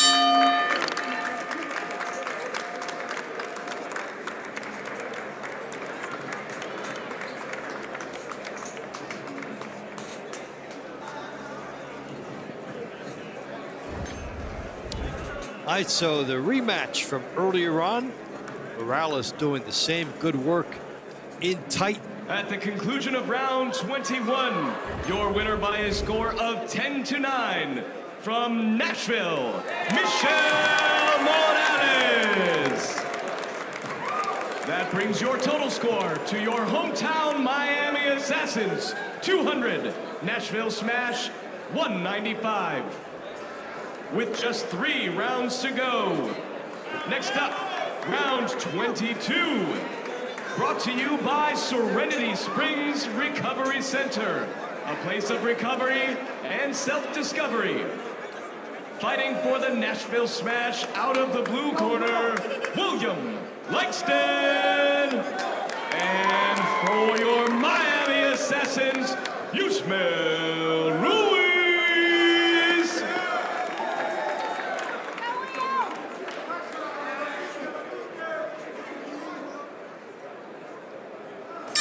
It's a rematch of round 14. Langston and Ruiz at 175 pounds. Ruiz came away with a 10-9 decision over the Kenosha, Wisconsin native, William Langston, in the blue trunks.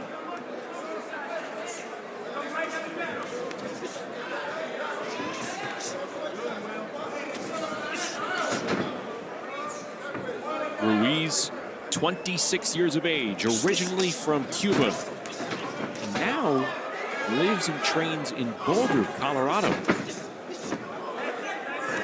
Likes to train at that altitude, apparently. It's very helpful to you. Go up a mile high, and then you come train on level ground, and you feel like you're going downhill.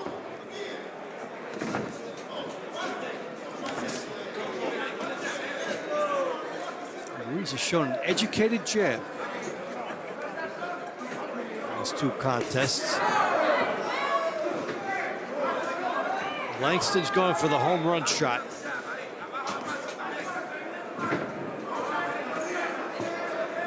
An awfully dangerous position to fight from.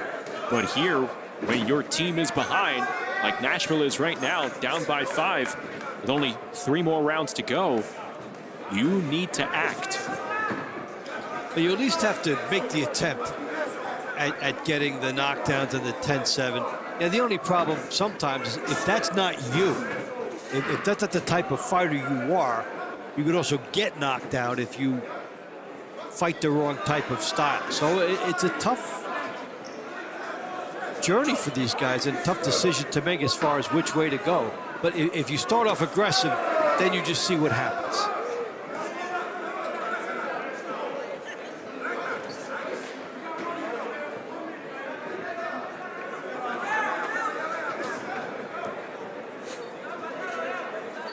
Can Langston make it 2 in a row and make it interesting heading to the final 2 rounds? Nashville needing a spark here down the stretch. This is why you tune in. You thought 2 weeks ago Nashville was clearly the better team after winning 9 straight rounds to close out their fight against Miami. You thought wrong. Fast forward here to tonight. Miami has a 5-point cushion here in the money rounds, showing that they are a team that you have to recognize in the Southeast Division. They are the Dr. Jekyll, Mr. Hyde team. How about Ruiz here in the closing seconds, making an impression against William Langston. Leave nothing on the table. Hope the judges throw more of your shots. He's trying to earn a 2nd straight round victory over Langston. Did he do enough? Perhaps that final sequence could put him over. Now for Ruiz and Langston doing some of his better work at this juncture of the fight. A lot of holding, hitting over the top, some sloppiness involved. Much of that got eaten by the gloves, but some got through for Ruiz. At the conclusion of round 22, your winner by split decision from Miami, Yusmail Ruiz.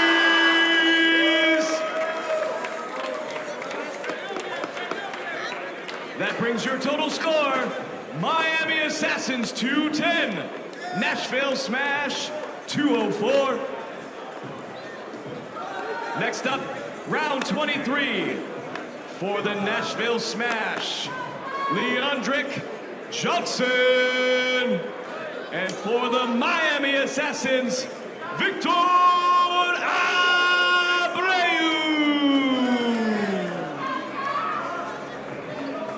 Well, Dave, this matchup right here just represents what's gone right for Miami tonight and what has gone wrong for Nashville compared to the first meeting between these two teams.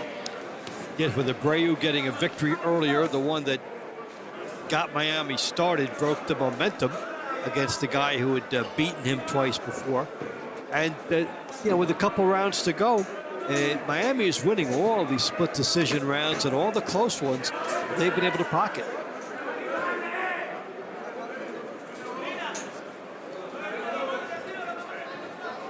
Abreu now 4-3 on the season, 13-6 lifetime here in the TCL Team Boxing League.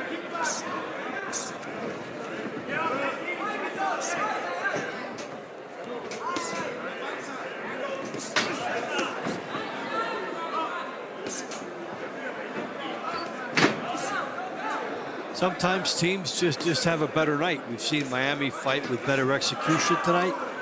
A lot more emotion than in their first time. And it's a team that 1 week shows you something, the next week you say, what happened to them? So this is a team trying to define itself.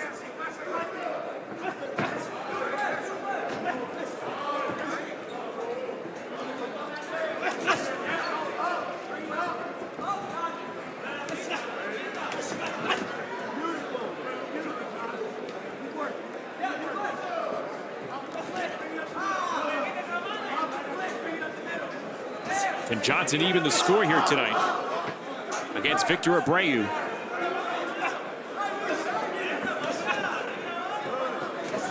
We will need a miracle finish for the smash. 2 10-7s to force overtime. Other than that, it's a piece of cake. A big thing for Miami in this fight tonight, too, is, you know, when it's a good night for you, you need something big right in the middle of it to punctuate it, and that's what the Gonzalez knockout in the middle rounds did for this team. It was no looking back after that for them.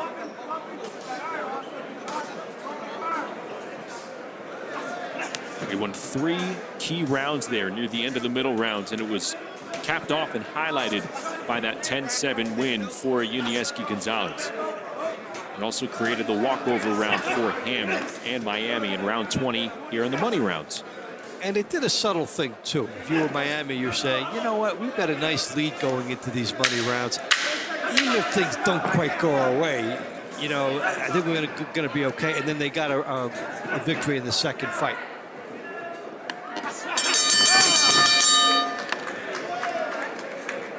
Abreu looking confident that he picked up another win over Leandric Johnson here. We'll see.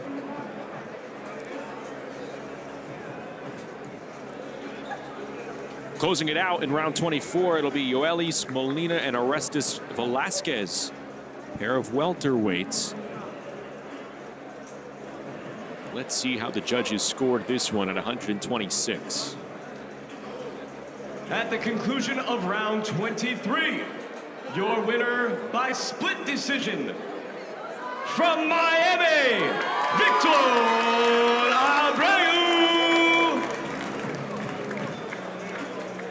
And that brings us to a total score now. Your hometown Miami Assassins 220, Nashville Smash 213.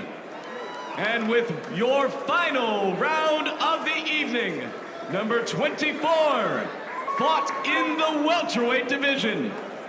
For the Nashville Smash, Yoelis Molina.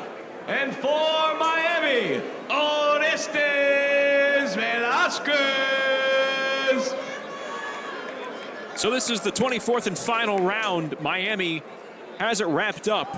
This is just window dressing here between Molina and Velasquez, but they've just, again, a 10-9 split decision for Victor Abreu. We've had a number of split decisions tonight. What do you make of that? And they've all gone Miami's way.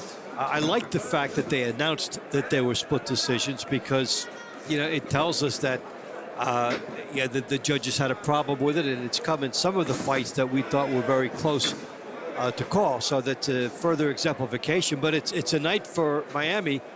All the breaks are going right. All the calls are going right. And all the momentum is for them.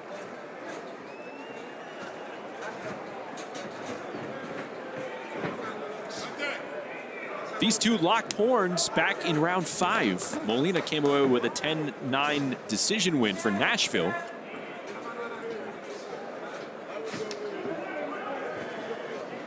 At that moment, Miami was up by 1. There were a pair of ties. Remember, these two teams, they were tied at 76 at the end of the launch rounds. And then Miami was able to take over. They won 5 of the 8 rounds in the middle rounds and also picked up a 10-7 round from Yuniesky Gonzalez in the middle of all that. It won't play out exactly, but stylistically, it almost looks like a reversal of the first matchup between the two teams, in which, this case, Miami takes over the end of the middle rounds, and they've done a better job in the money round. Yeah, they've won 5 of the last 6. Yeah.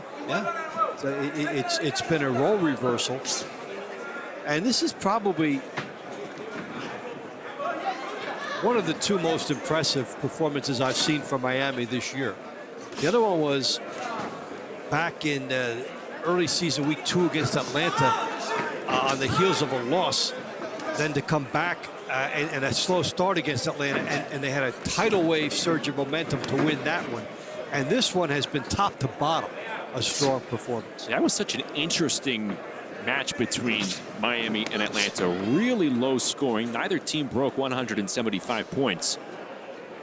And it was close, just a 2-point win for Miami back on April the 19th. And here they will improve to 3-2.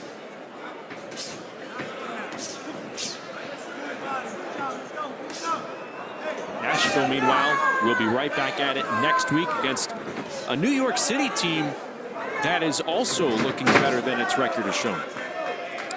Yeah, Phoenix and New York City, I think the numbers are, they're the two imposters in the league. Phoenix has lost 2 heartbreaking ones, and New York lost a heartbreaker too after that big win over the LA Elite. We're going to see the Phoenix Fury hosting the LA Elite tomorrow night, 9 Eastern, 8 Central, right here on Merit TV. That'll wrap it up. Round number 24 in the books. We'll see how it's scored. Give us our final totals as Miami responds in the best way possible. They even the score with Nashville and pick up a big win in their home. In the final round of the evening, round 24, your winner by a score of 10-9 from Nashville, Yoelis Molina. Your winner of the evening by a score of 229 to 223, your hometown, Miami. 229-223, Miami wins it over Nashville. They improved to 3-2. We'll take a break. We'll come back, wrap it up. Also name our stars of the night. All straight ahead. Stay tuned.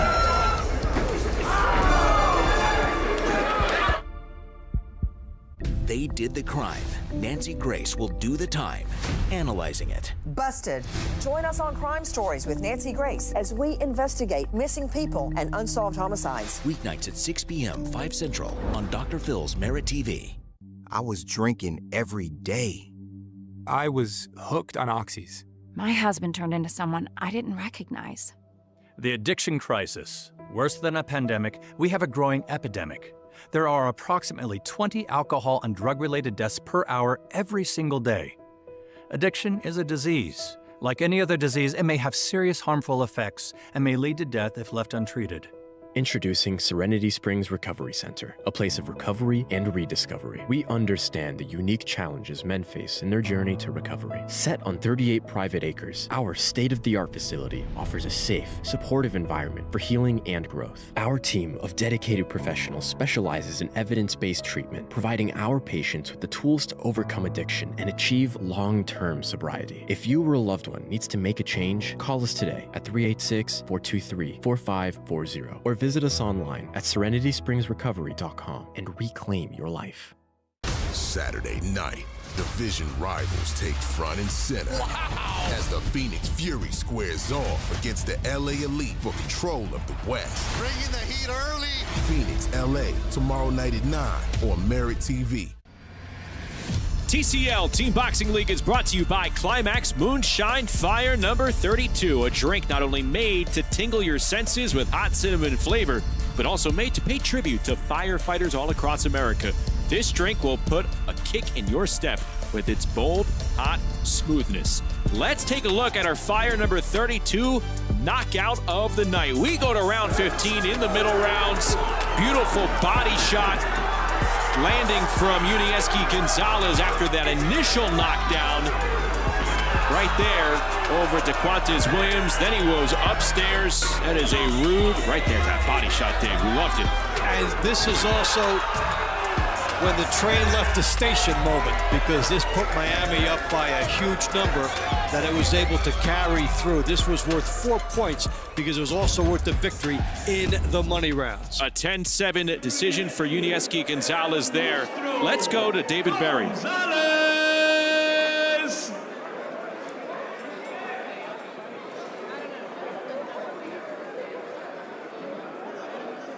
David Berry's announcing our stars of the night. Announced Unieski's name. We go now to Coach Herman Caicedo.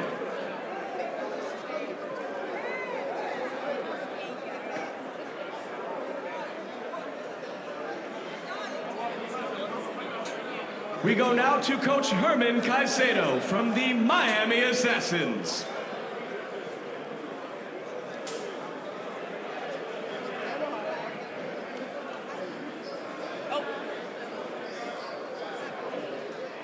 We have our stars of the night. They've been announced. We're also going to hear from our head coach for Miami, Herman Caicedo. Let's go to Amelia Moore. She's standing in the ring with everybody.